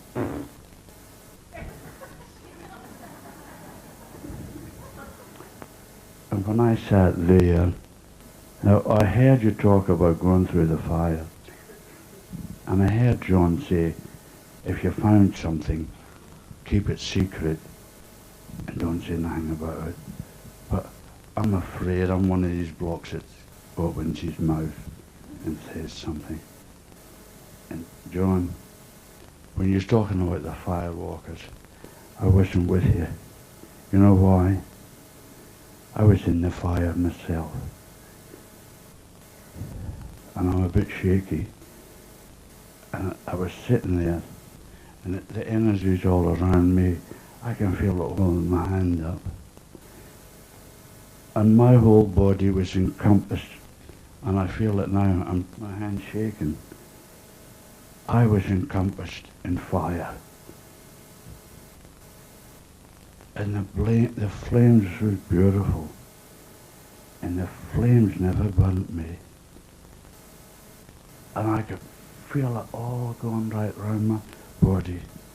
And I can sort of feel it now that I'm in the flames, but it's not burning. And I never heard much what's been said today, but oh boy, I'm so glad, because you're talking about the fire that they jumped into and it did them wrong. This fire here is making me feel so beautiful, and there's no burning in it. And you know, I heard you said the intent of the hat, and I couldn't get the last word, and I just want to say the intent of the hat dispels and disposes the dark. And I couldn't get through my problem yesterday, and it suddenly happened. It's so subtle that you cannot recognize what it is.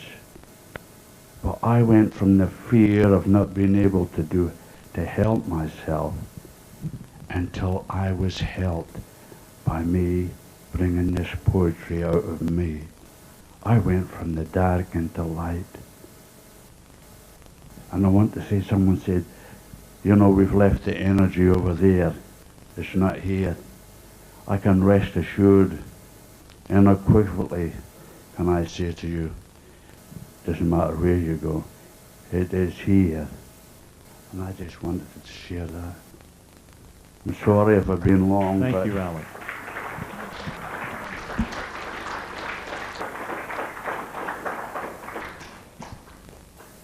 This gets us moving on now to the next basic principle that we need to discuss.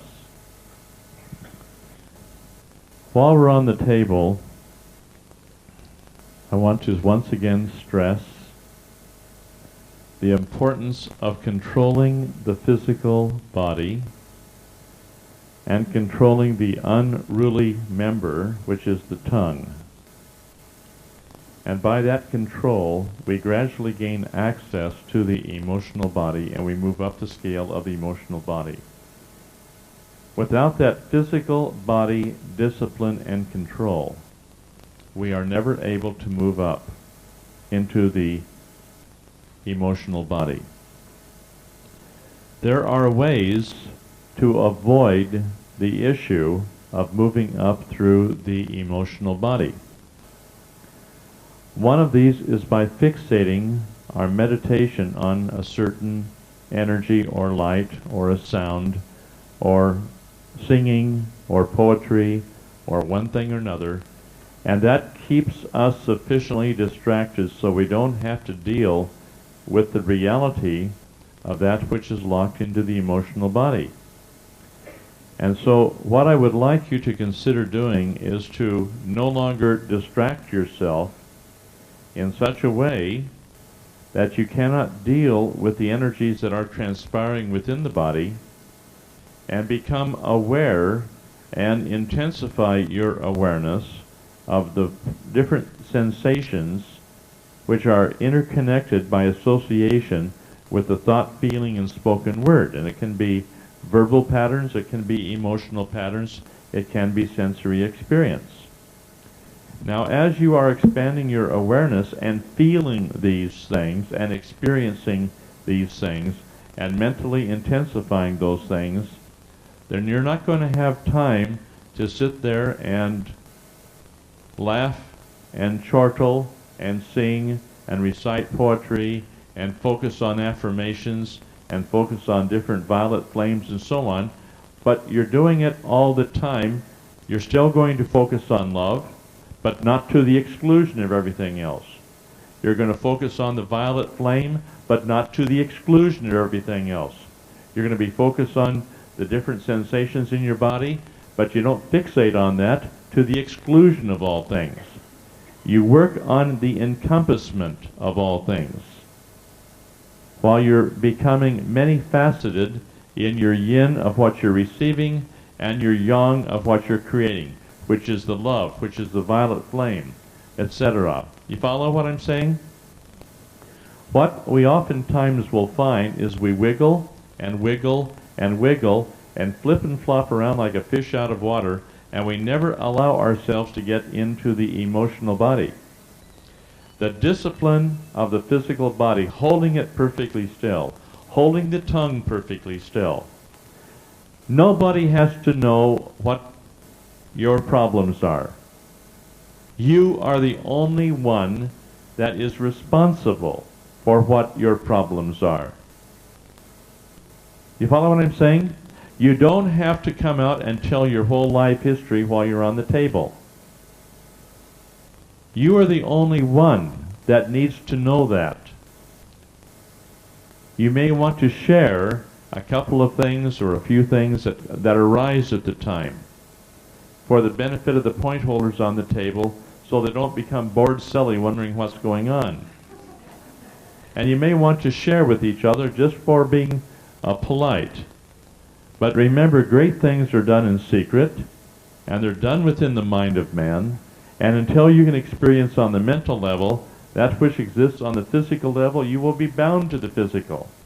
And the only way that's going to come about is through control of the body and control of the tongue and experiencing these things on the mental level. Sometimes you have to get a handle on it. And sometimes you have to unravel the suppressed traumas that you have had. And then you come back and hold the body still and hold the tongue still and create that on the mental level to transmute it. But because of our age-old habit patterns, we all have ways of avoiding the issue. Subtleties are spoken of. You bet these things are subtle. And all of a sudden you find yourself focusing on simply a figure that comes into your mind. And there you are, just focusing on this figure to the exclusion of all else. It can be a solid triangle. Some people have had a 5-pointed star. Some had the Star of David, a 6-pointed star. And they're focusing on it so they don't feel pain. They feel absolutely nothing, no memory, no nothing, but they become fixated on this beautiful star that keeps appearing in their mind, day after day, week after week in body electronics. Where it comes from, later on they find out. Fair enough? But this focusing to the exclusion of keeps us from progressing. Please keep this in mind when we're doing our point holding today. Any questions? Any questions?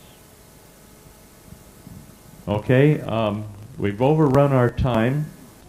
Val, one more.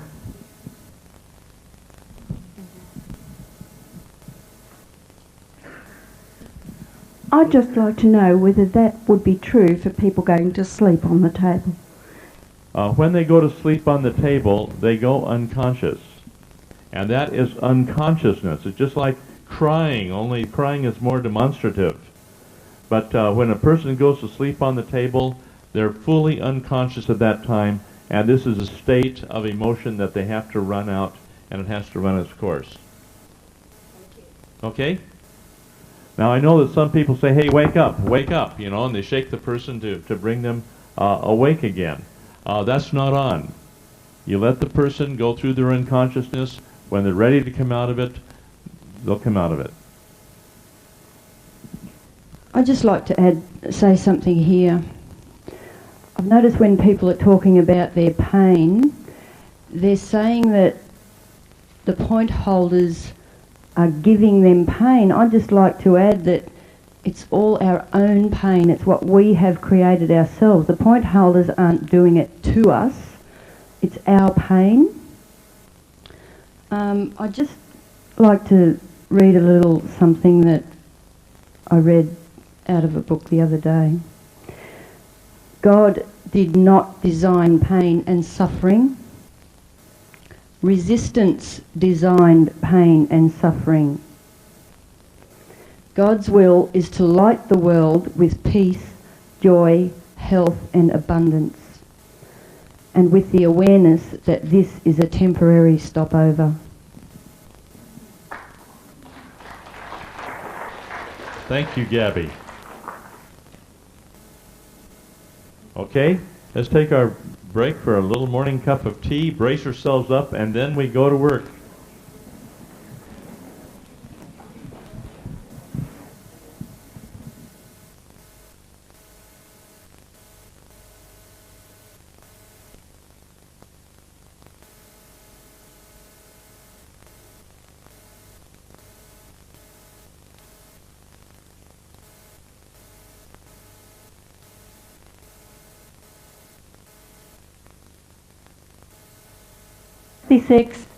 When handed a rose and its perfume is found around, do not pluck the petals off to find where the perfume comes from, for you will destroy the beauty of the rose that you can see.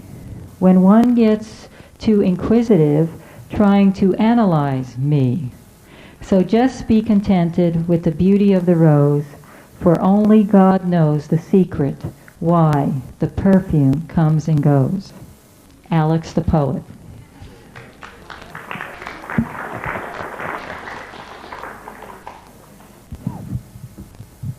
Now, how do you want this handled? Do you want to sit, Kyle? Do you want to stand? What's your pleasure? I think kneeling is appropriate. Okay. Now, I don't quite understand. Do you want to kneel? I just need somebody to hold this, because it's not going to secure on this table properly unless I put a mark on the table. What's your pleasure? I don't want to do that. Hold it stand. Do we have a volunteer for holding something down? Strong hands. Got one.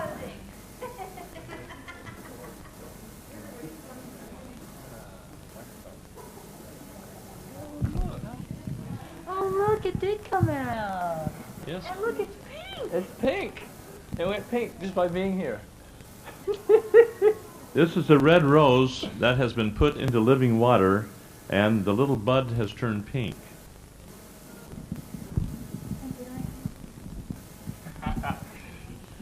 This is amazing because in the I Am teachings, you know, they talk about the colors and they talk about red. And they say when there's greater love that all the red vegetables and flowers will turn pink. Now, I frankly haven't seen that happen before, and I have cared for lots of roses in my day, and the colors of the rose on the same bush are always the same. But here you had a beautiful red rose. The petals had dropped off. We thought, because I had two lovely buds there, we just let the buds do their thing. Yeah. And here you have a pink rose. But this is in living water. Well, I don't know if it's in living water. It was just in the spring. I just put the spring water. Kanan? Was that living water? Was the spring water living water? No? So just spring water. I think we transmuted it with our love. Yes? I saw something happening when... You want to say it on the tape? If anybody wants to say something, please come up and share, and we'll get this on video. Yes. That is pink. When I saw Kyle, because I was sitting at the front seat, when I saw Kyle come up and present the rose to Anita, I looked at that rose and I couldn't take my eyes off it. And I kept on looking at it. And as I looked at it, I saw a straggly rose, right? It wasn't a beautiful, perfect rose. It was and every day when we came in, I kept looking at that rose. Every day. And I was dying to get up. As soon as Kyle presented the rose, I saw something, because to me, that rose was important. It wasn't an ordinary rose. And I was dying, but I hadn't got the courage to get up, and I wanted to present that rose to you.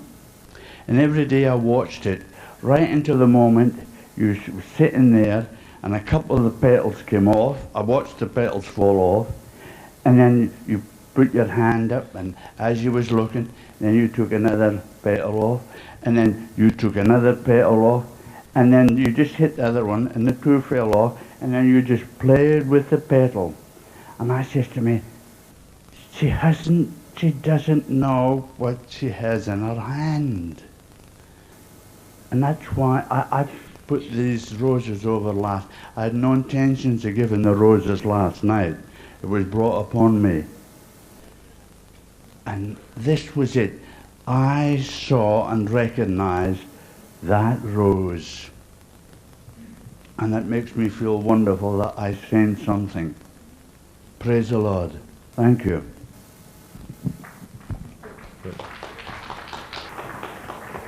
Well, I just wanted to say I always saw a perfect rose in it. But I think this is just amazing, because when you start reading the I Am books, this very thing is written in the book, that all the red vegetables and flowers will turn pink. And I didn't put living water. I put spring water in. I don't know. I don't know if anybody else put living water in it. Okay. I'd kind of like to take this morning. Anna, you're the last one to say something here. Just very quick. We got at home lots of roses. We got a beautiful garden, and one of the roses changes color right from red to pink to orange to lemon. And this year we put in our living water in, and I got some impatiens with white and red in it, started off with, but last year they were only red. This year they got white and red in it back again. Thank you. Thank you, Anna. Today we have a lot of material to cover.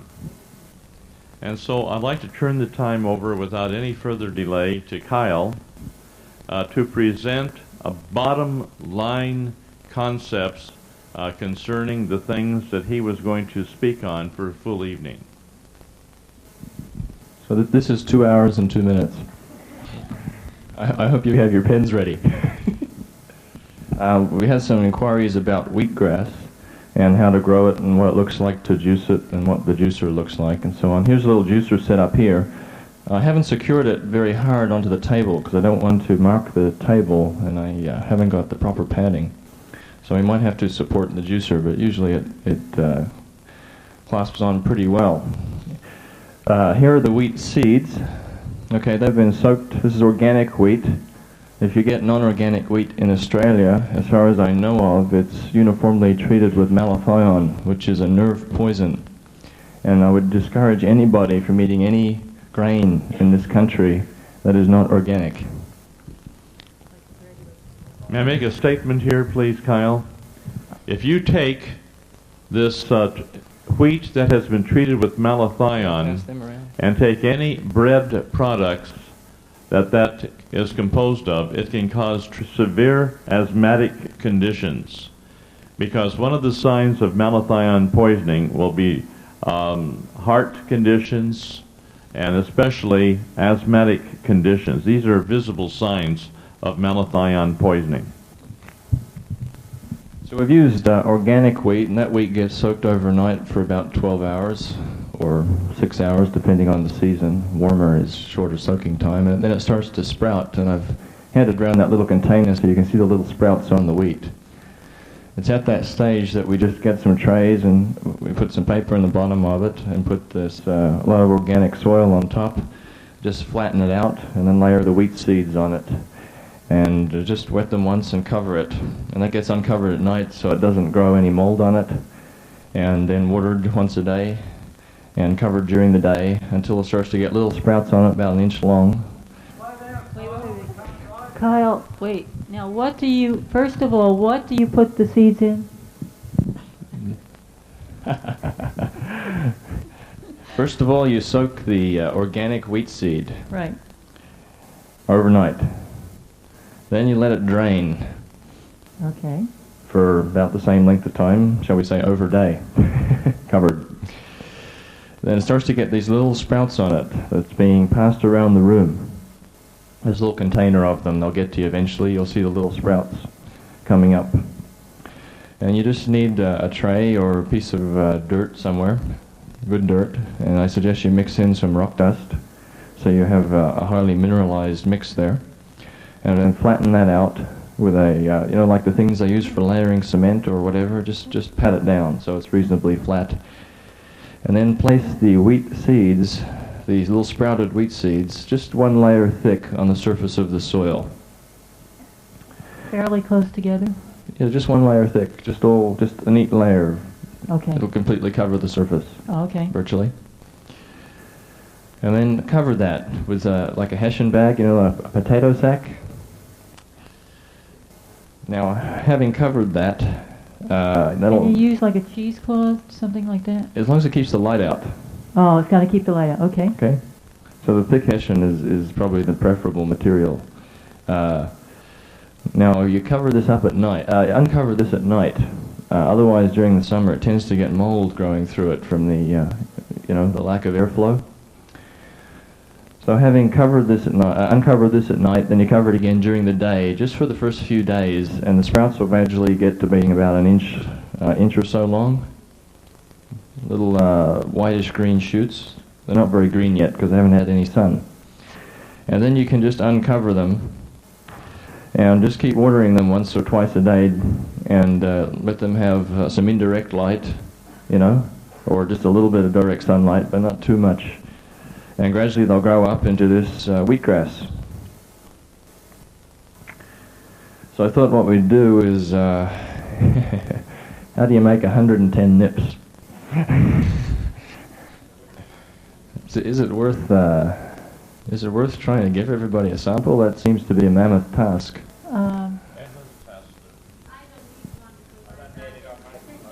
come out to Hippocrates. There's brochures here on a Sunday night, and you can taste them. But anyway. Now, Kyle, where can people get the organic wheat berries? All right. Wheat seeds. How do you call them? Wheat berries, wheat seeds? Wheat seeds is what we call them in this country. If you call them berries, people get confused often. Okay, wheat seeds. Now, where do they get them?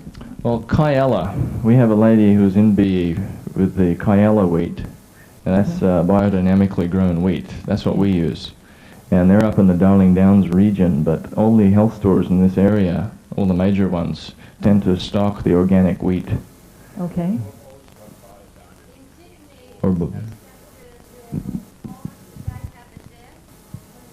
Where? In Sydney, in Glebe.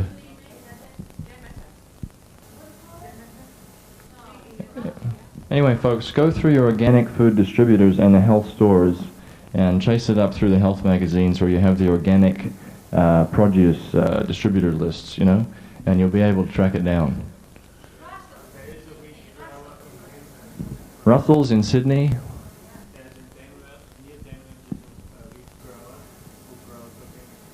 Can you give people a contact? All right. Herbert's going to get a contact. Yes, it's not a bathtub. It's got holes in the bottom. It just drains naturally, this tray.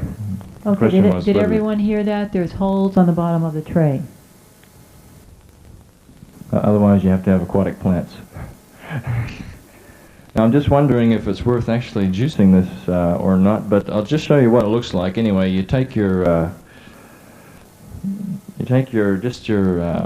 wheatgrass cuttings. You cut it pretty low to the tray, so you get the maximum amount of fresh green stuff. And you just plunk it in the top there, and you crank on the handle, okay, just around and around and around, and you get the juice coming out this little outlet on the side, and you can tighten up this little, where are we? Sorry. So we just, basically there's an in with the green stuff, and there's an out where the green juice comes out, and there's an out where the green pulp comes out. It's pretty much that simple. And you just crank on the handle and feed through the grass, and you'll get your green juice coming out just here. That's about it. Okay, and where can they get the wheatgrass juicer? All right, I have 5 here, which I bought out from Hippocrates. They're $99 each. Okay? But I have 5 here if anybody wants one. One was requested, and a few other people said they wanted them. I have 5 also in my car if there's more required, but they're heavy, so I don't want to carry them all and then carry them back. Yeah, if you haven't got an Hippocrates brochure, this is where you can get me if you want me urgently. Okay, but there they are here. I passed a few around the room. There's a book here, the Wheatgrass book. A book was requested yesterday by somebody. Kevin wanted one, I think. Yeah, there's a book. They're 20 each. If you want the Wheatgrass book, I bought 5 in. Also out of Hippocrates, we have this, it's called Clean Green Wheatgrass. This is organically grown wheat that's dehydrated at body temperature. Yeah, that's a wheatgrass powder. You can go with whatever other powders or green things that you're into, but there it is if you want one. That's $21. Yeah. This powder, I believe,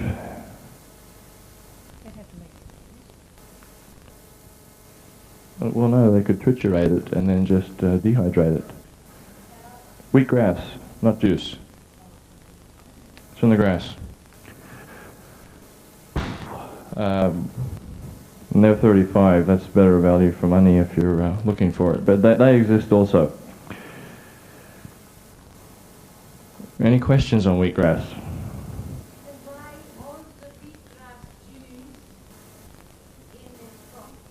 You can buy wheatgrass juice in the shop. You mean frozen? Oh, yes.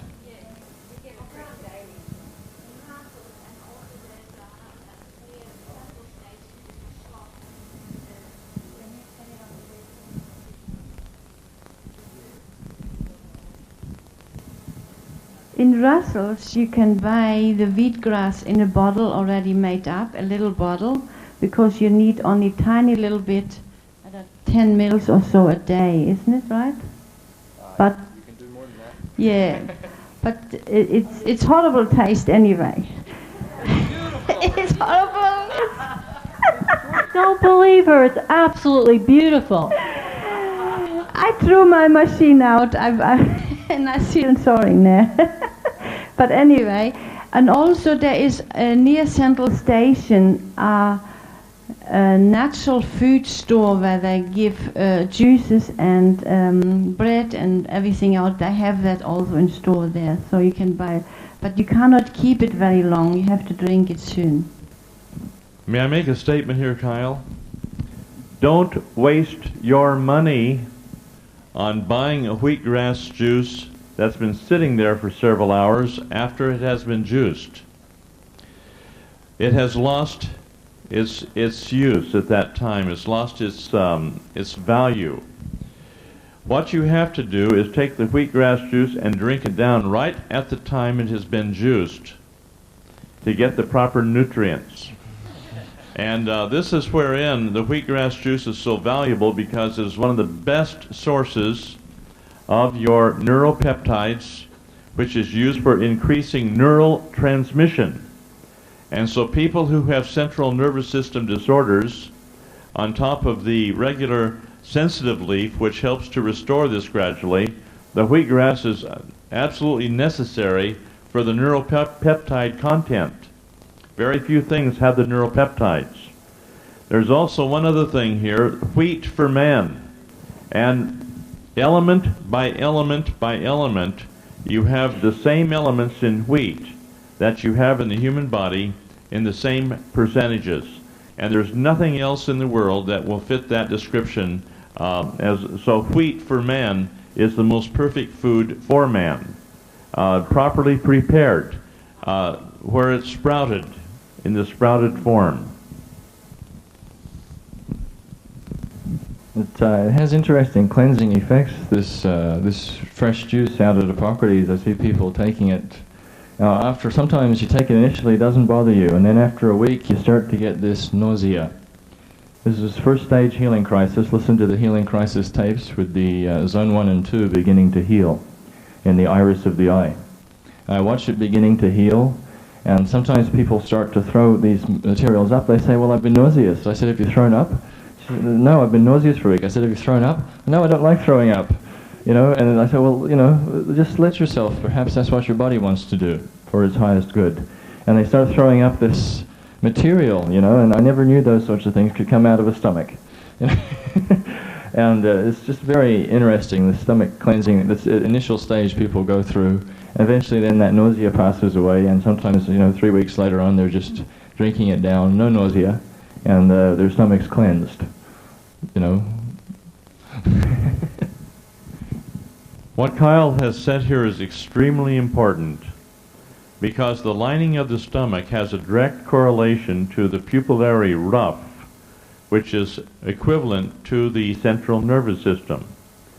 And if you heal from the inside out, then it's imperative that we must cleanse the stomach lining, the stomach, and the intestines before the rest of the body can heal properly. I've seen people throw up things that look like livery dates, you know, that big. And I've seen people throw up this this dark, it looks like coffee grounds, you know, but it's they're not bleeding. There's no bleeding. It's just it's not, you know, like clotted blood. It's different from that. But it's this stuff that looks a bit like coffee grounds, and sometimes there's just like a cupful of it that they throw up out of their stomach, and I wonder where it comes from. You know, and then their nausea is gone, and they feel much better. Too many cappuccinos.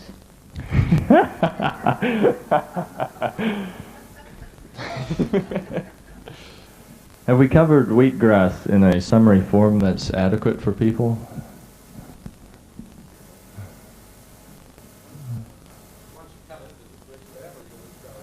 Some people will regrow it a couple of times. At Hippocrates we usually don't. We usually mulch it and replant. But some people feel good about regrowing it a couple of times. And I would say if you've mineralized the soil by mixing in the Min Plus rock dust, for example, then you could quite easily afford to do that, especially if your space is limited, or you're growing it, on the porch of your apartment kind of thing, and there's no lawn anywhere, there's no ground to grow anything. A lot of people will grow it out on their porch. And in that situation, you probably want the maximum harvest, but you want to make sure that the soil has been highly mineralized.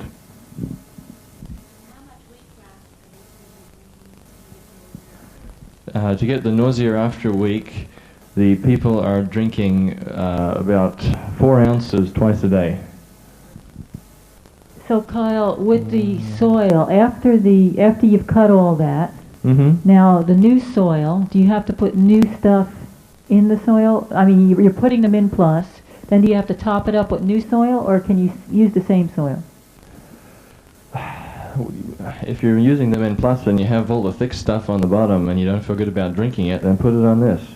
But you can mix them in plus in at any particular stage. You can mix it into your main mixture where you have your soil stockpiled, and you make up the tray and you've got it full of minerals there. Or you can pour mineralized water on it, or you can mix it through. No, but I mean, do you need to top that with new soil after all the grass is cut? No, that'll grow back by itself, as long as you water it. Okay. Yeah.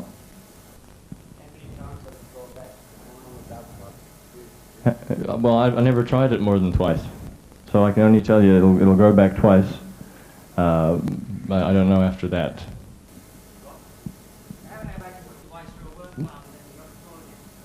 You can put the waste through the worm farm, as you say, or in this type of climate where it's very hot through the summer, it will mulch down without, the worms will just come into it from somewhere, and they just break it down, and then we use it for replanting again once it's broken down. But you can do it with worms if you want to.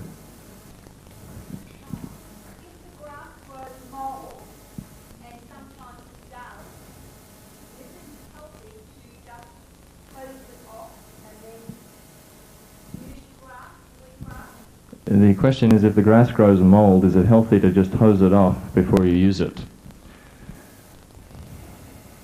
If you uncover it at night, it doesn't seem to grow mold. And I think the problem is that people don't uncover it at night. If it grows mold, usually because people don't like the look of things with mold all over them, we tend not to. But molds are everywhere, right through nature, in a particular balance, And the thing is you may want to spray the wheatgrass with a nozzle on your hose, with a reasonably high pressure spray when you're spraying it, and this also tends to inhibit the mold growth. Now the instructions in the little booklet, you mean this one? That's just the Hippocrates little promo brochure, but in this book, I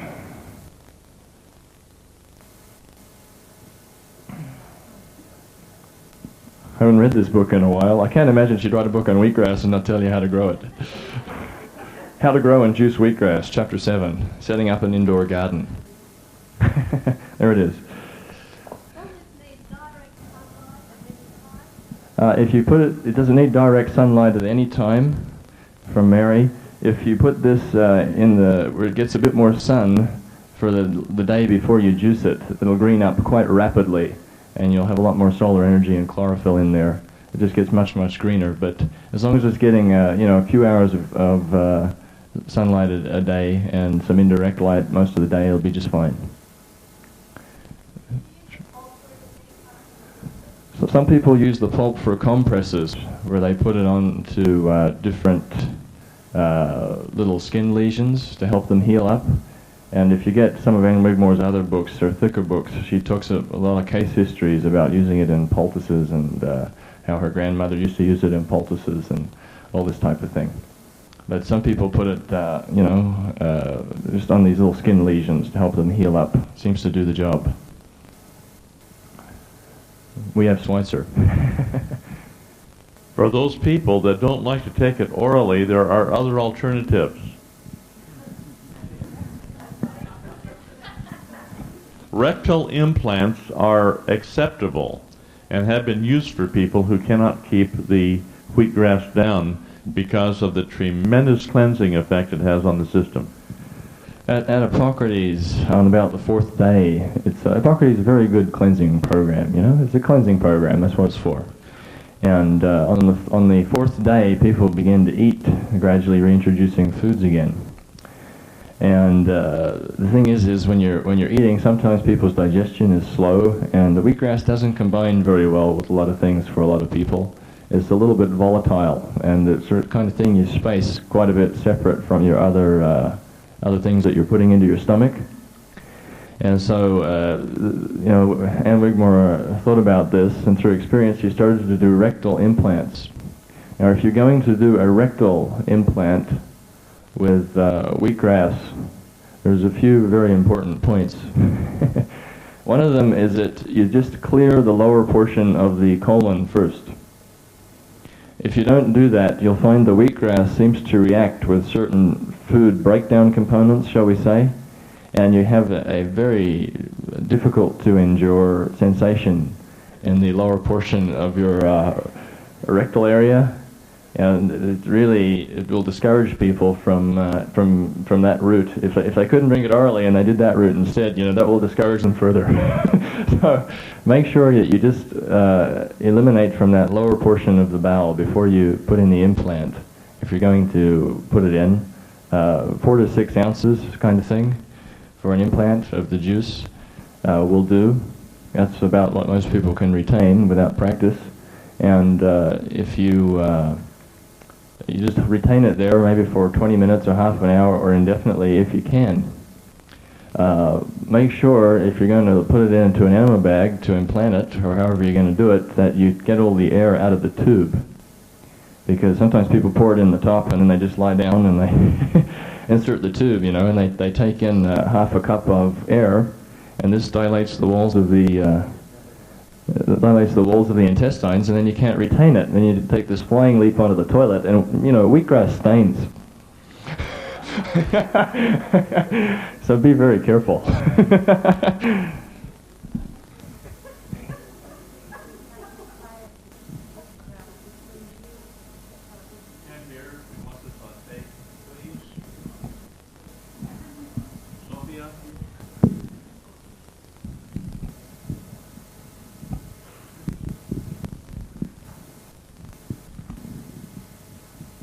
Is it true that if you place a tray of wheatgrass between you and the television set, that it would protect you from radiation or whatever comes out of the television? I find that very difficult to believe. I think the wheatgrass will become unhappy. I don't think that will make any difference. I measure these things, and people say a lot of different things about these different sources of radiation, but I've measured them. And the thing is I haven't found anything to make any difference to the reading except, radiation shields. And then you can't see the television anyway. Kyle, may I tell you a little story that might be of interest to you? You're going to push my buttons, aren't you? Oh, yes. We went down, Anita and I went down to visit Ian Morrison, who had the Penagizers. This is a Penageizer. And while we were there, I had a little pendant that I wore around my neck of living water, and it slipped away from me somewhere. I don't know where it is now. But while I was wearing that, I wanted to see the effect that it had on a cell phone. And somebody was using a cell phone over there, and we had a detector showing the tremendous radiation that comes off the cell phone. And when the detector went over to this, the detector was held near the cell phone, the needle went clear up into the red. And that was a little bit worrisome to me, because we have had a lot of this information about how the cell phones improperly used are causing a lot of tumors in the brain. And that has been scientifically, statistically proven.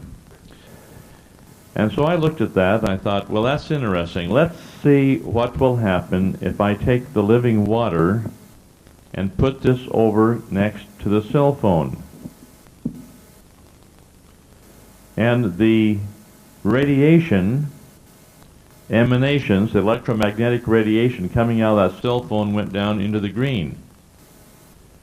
I'd move away from it, it went back up into the red. I moved back into that area, and it went back green. This is with you wearing the Where I had put the living water next to it. I see. So you just move it in with your Now, hand. I In put between. the living water thing back on my chest to see what would happen, and then I went over and I simply touched the area of the electromagnetic radiation coming out of the cell phone, and when I moved over and touched it, because of the entrainment of the living water on my own system, then the meter went down into the green. I'd move away from it and it would go back up into the red. And I thought to myself, hey, this is one specific, tangible, proven circumstance where there is an elimination of the effects of the electromagnetic radiation coming out of a cell phone. Have you touched it without? Have you touched one while measuring it without the pendant? Yes. I just Yes. want All right. It goes into the green. It still goes into the green. When I touch it, it goes into the green. Now, evidently, it's because my body has already been entrained by the living water, because every cell of the body has that living water entrainment in it. I want you to know I'm still not convinced, because you can attenuate a signal by touching its transmitter. Oh, it's, I'm still not convinced, but I'll look into this further. Okay, but look into the matter, because there is an evidence here that you're able then to change just by coming near it. If you stood between it, or somebody else stood between it and me, and I was measuring it, it would drop down into the green, because they soak it up. Oh, I'm very sorry. I sat down to get out of the way. And so I'm concerned because people wear these things and they continue to expose themselves to these concentrated sources of radiation. I don't think we ought to expose ourselves to that, because we don't know what the long-term effects are going to be. But I'm saying there is an influence here which comes to bear that we should take into consideration. I wear mine. You do wear yours. Oh, I wear mine. When I'm not wearing my pulsar, I wear my living water pendant. Okay, very good, sir. Pardon me? Yes? I'd just like to show you the living water pendant for the people who haven't seen it. This is one of them, and that's what it looks like. This is what John is talking about. Okay? And I want to re-emphasize the fact to all of you what Kyle just said, that these gimmicks out there that are telling you, like these purple plate things that people are wearing, this does not take the effect away of the low frequency waves that are being emitted at you from like radios, TVs, all the appliances around you. It's not stopping the effect. It's putting you in a state of balance where you are not reacting to the low frequency wave. Okay? But you are still getting the effect. There's a tremendous amount that can be said about this, but I don't think now that we need to go into it in more depth. Do we? Say that again, sir. Do we need to go into this in more depth? Yeah, I think that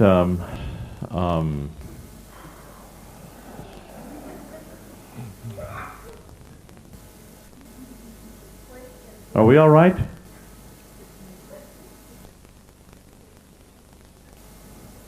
Okay. Continue on, Kyle. There's a question.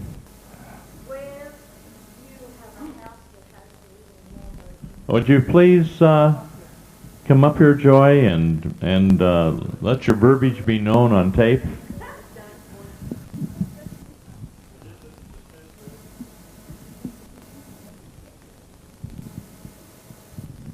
I would like to know if a house that is equipped with the living water, if any of the emissions from the TVs and everything like that have been tested in one of these homes.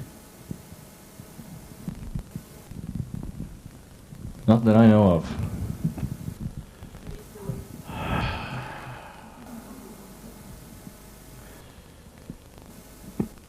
I had a long talk with a gentleman who had returned from a series of experiments up in Alaska that was done by the U.S. government on living water. And he said he was given the chance to read the full document of the evidence that the living water was able to cause a transmutation of radiation from nuclear sources or atomic sources in the human body. And Nita and I were chatting with the gentleman, and we spent quite a bit of time on a long-distance telephone call, about an hour and a half, 2 hours. And he went ahead and explained to me in detail that he saw the documentation, and suddenly, after he had read it, the fellow reached over and took the documentation away from him and said, "Now, if you say you ever saw this, I'll have to deny it." But he's a man who is in charge of living water for the Asian area. So you've now been convinced of that because you were in I didn't see the documentation. All right. He said he saw the documentation, and he is an honest man with integrity. Now this got to me real carefully because the transmutation of the material neutralized the effect of radiation on the human body. And I thought, my golly sakes alive, it's just tremendous. I cannot prove it. I don't have the documentation. But the U.S. government has the documentation, and according to what they have said, there is an effect, a positive effect, on radiation on the human body by somehow transmuting it. But the fact that the transmutation does take place is now scientifically affirmed. That's a little exciting to me. So I just thought I thought that I could pass this on to you because the evidence is evidently there, but it certainly hasn't been made public yet.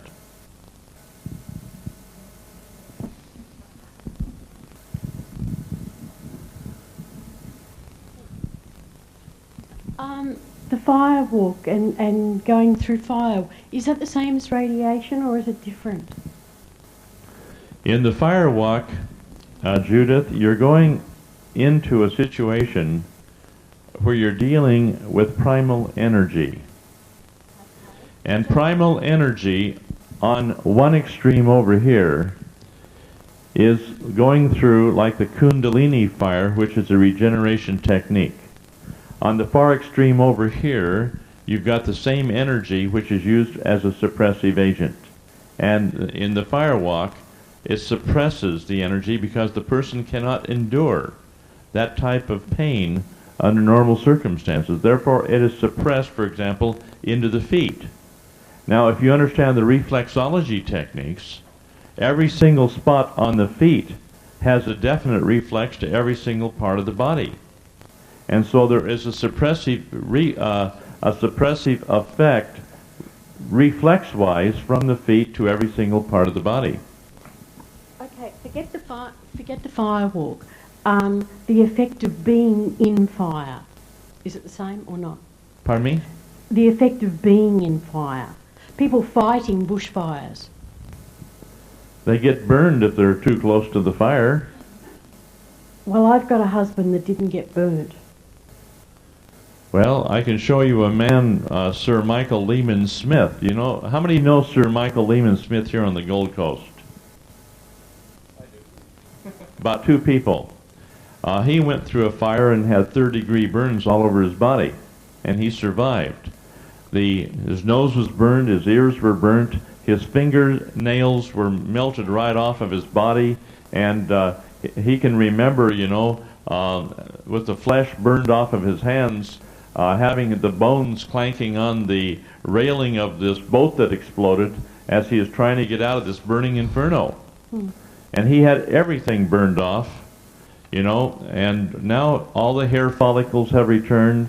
The keloid tissue is pretty much gone. I believe that would be a correct estimation. All the flesh is returned to his nose. You'd never know that he'd been through a fire. Right, I've got a husband who was cut off and had to go through the fire to get out. So he took his crew drove the crew. He got the crew inside the cab. There wasn't room inside the cab for him. He said he was on the outside of the cab. They drove through the fire. Yeah. My man's been different ever since. And that's what I'm asking. Hang on, we go back to the radiation. You were talking about the living water and the radiation. Yes. I'm wondering, is this the same thing, and yeah, that's where I'm coming from. Was his flesh burned? No. Or the hair burned? I don't even think that had happened. Then in this situation, there may have been divine protection, like the 3 Hebrew prophets inside the fiery furnace. You know, you've got these things here that are quite interesting, because on one hand, you can have that divine protection in situations of extreme exigency. I can believe that, and I'm sure that was in play. However, there has been a change in my man since that time. For good? No, he's shut down a lot. Okay, then maybe something happened that we do not know about. He had counselling. He had, with the bushfire people, the debriefing counselling, and he was in counselling for several months. Yeah. Now, I don't know, yeah. We don't have enough knowledge here. But by restoring the person's memory of these events through the point-holding techniques, yeah, it'll happen. Yeah. Okay? Well, that's why I have to commit to body electronics. Yeah. Terry, would you like to come up here and just share what you shared with me earlier this morning? Back in ancient Egypt, which some of you might have good memories of, there was a boy king by the name of Tutankhamun or something, Tutankhamun. And among his things that they found, and this was shown to me up in Michigan when I was there, they had a device that you laid your head back on. It had little rods that were adjustable that would tie in directly to where the STO point would be. And this was a very prominent, shall I use the word artifact, that was found among the possessions of King Tut, or Tutankhamun, and they found that in his area there, but it's absolutely spot on to where the STO point would be.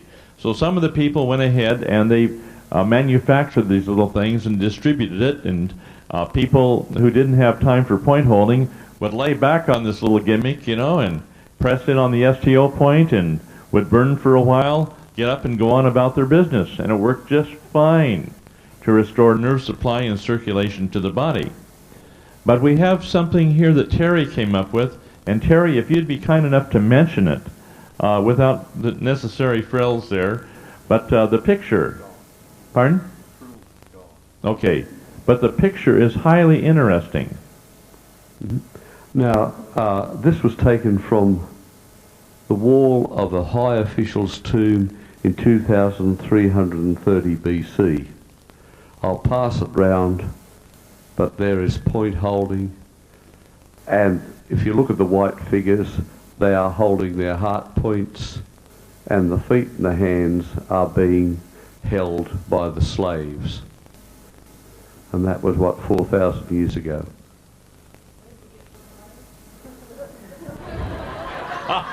Would all the husbands put their hands up, please?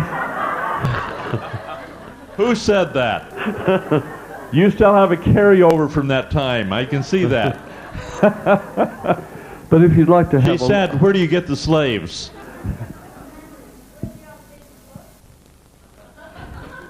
Actually, it's Pyramid brand.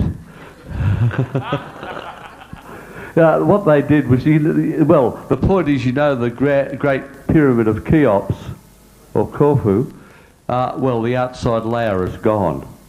They ground it up for Min Plus. I don't know that. And why do you think there's a desert? Too much wheat grown. So there's a few bits of history you may not know about, but would you like me to pass this round? You can see it. Its origin, in case, there's nothing wonderful about me having it. I found it in a book on reflexology, written by the nephew of the lady who developed reflexology to a high art. Ingram? Eunice Ingram? Yeah. Yeah. It's her nephew. So it came from there. As I say, there's nothing wonderful about me having it. I just happened to read a book on reflexology. Thank you, Terry. By the way, Terry, are you familiar what happened to Carl? Did he talk to you about his experience? I know what happened while we were on the table. Okay. Carl, come up here for 1 minute if you would. I can't let this pass. But what we did was worked on the third cervical or cervical vertebrae in the neck. By putting pressure on the third cervical, which on your charts are going right directly to the trigeminal nerve and into the teeth and the gums and this sort of thing. I have used this over the years for people who have teeth where there's no circulation in the gums and there's a lot of gum problems and loose teeth and so on, and especially when they're mottled and colored and they're all gray and scalloped. Now listen carefully. When you hold that point very firmly, you can't just hold it with a gentle pressure. It has to be firm compression, and wait until the calcification dissolves, and wait until the thing goes flat. And when that happens, you'll find all of the mottliness in the teeth will turn white. You'll find that the teeth that are loose sometimes will, if they're not dead or damaged in some way, they'll actually straighten out and tighten up in the gums, and I've had that happen many times. But I'd like to have Carl now tell his story as he survived the onslaught of Terry on his neck. Yeah, it was an onslaught, that's for sure. It lasted for about 2 hours and 10 minutes. Anyway, I was on the table. I'm still having a lot of problem finding the pattern, the words. I have a problem with that. There may not be any, sir. Maybe not. I'm still confused about the whole thing. I'd like to go back a little bit further than my teeth yesterday. This is not the only healing that I've had. I've had, on my second point holding, I had a healing of my ear. And it seemed to me that I was only on the table for about 10 minutes. It may have been longer because it's a bit deceiving when you're laying on the table, but after what I thought was about 10 minutes, Margot here called Kyle over and he said, "Have a look at this, Kyle. My thumb has disappeared in his neck." And Kyle says, "That's wonderful. That's exactly what we were looking for." And Margot says to me, "Did you feel something in your ear?" And I said, "Yeah." I said, "It was like a molten fluid flowing through my ear." But we said no more about it, and we waited till after the point holding was over and we discussed it. And I didn't really know whether I could hear any better or not. It didn't seem to make a lot of difference. Went to bed that night, and I'm laying in bed and I can hear this zzz, and it stopped, another zzz, and I thought, what's that noise? I haven't heard that before. And I laid and listened again, and then I found out it was the lifts going up and down. And I had not heard that before.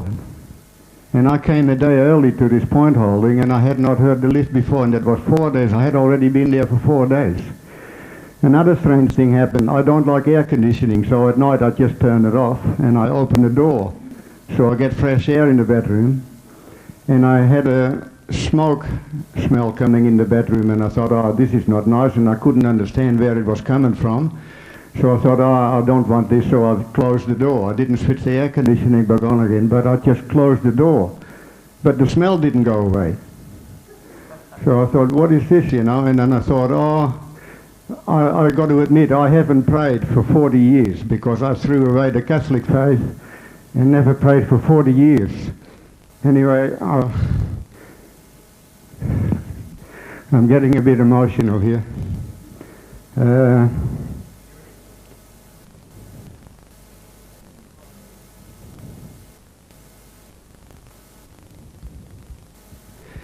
Yeah. So I laid there and I thought, there was something strange about the room anyway, and I thought, well, I'll see if I can remember that prayer that Anita taught us. And I said that prayer, and instantly the smell of the smoke went. Now, I used to smoke many, many years ago also. That's about 40 years ago that I smoked, that I had my last cigarette. But when I said that prayer, everything changed, the smell went, and I just fell asleep. I don't understand it. Maybe one day I will. And then we come to our next point holding with the teeth. I asked John, was it possible, because I got a loose tooth in my mouth, is it possible to fix it? And John says, you're on the table next, we'll see what we can do. So I was on the table yesterday. It did not fix the loose tooth, and John thinks, he told me that it may be a dead one, a dead tooth, so I should go to the dentist and have it seen to and maybe have it taken out. But something inside tells me, don't take it out, leave it there. So I think, John, I won't go to the dentist to get it taken out, but what I will do, go to the dentist and have a bridge put across to hold it there for a little while longer. Because I have something tells me leave it there. Do what you have to do, sir. Thank you. And when I got up this morning, I thought I'd just write a little poem, which is something I've never done before. Bear with me for a minute, it's not a very long one. Saint Germain, I'm here again to endure some more of this excruciating pain.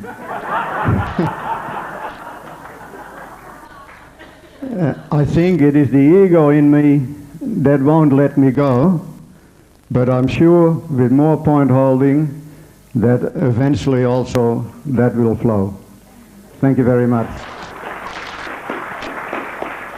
Now, Carl, hold on just a moment, please.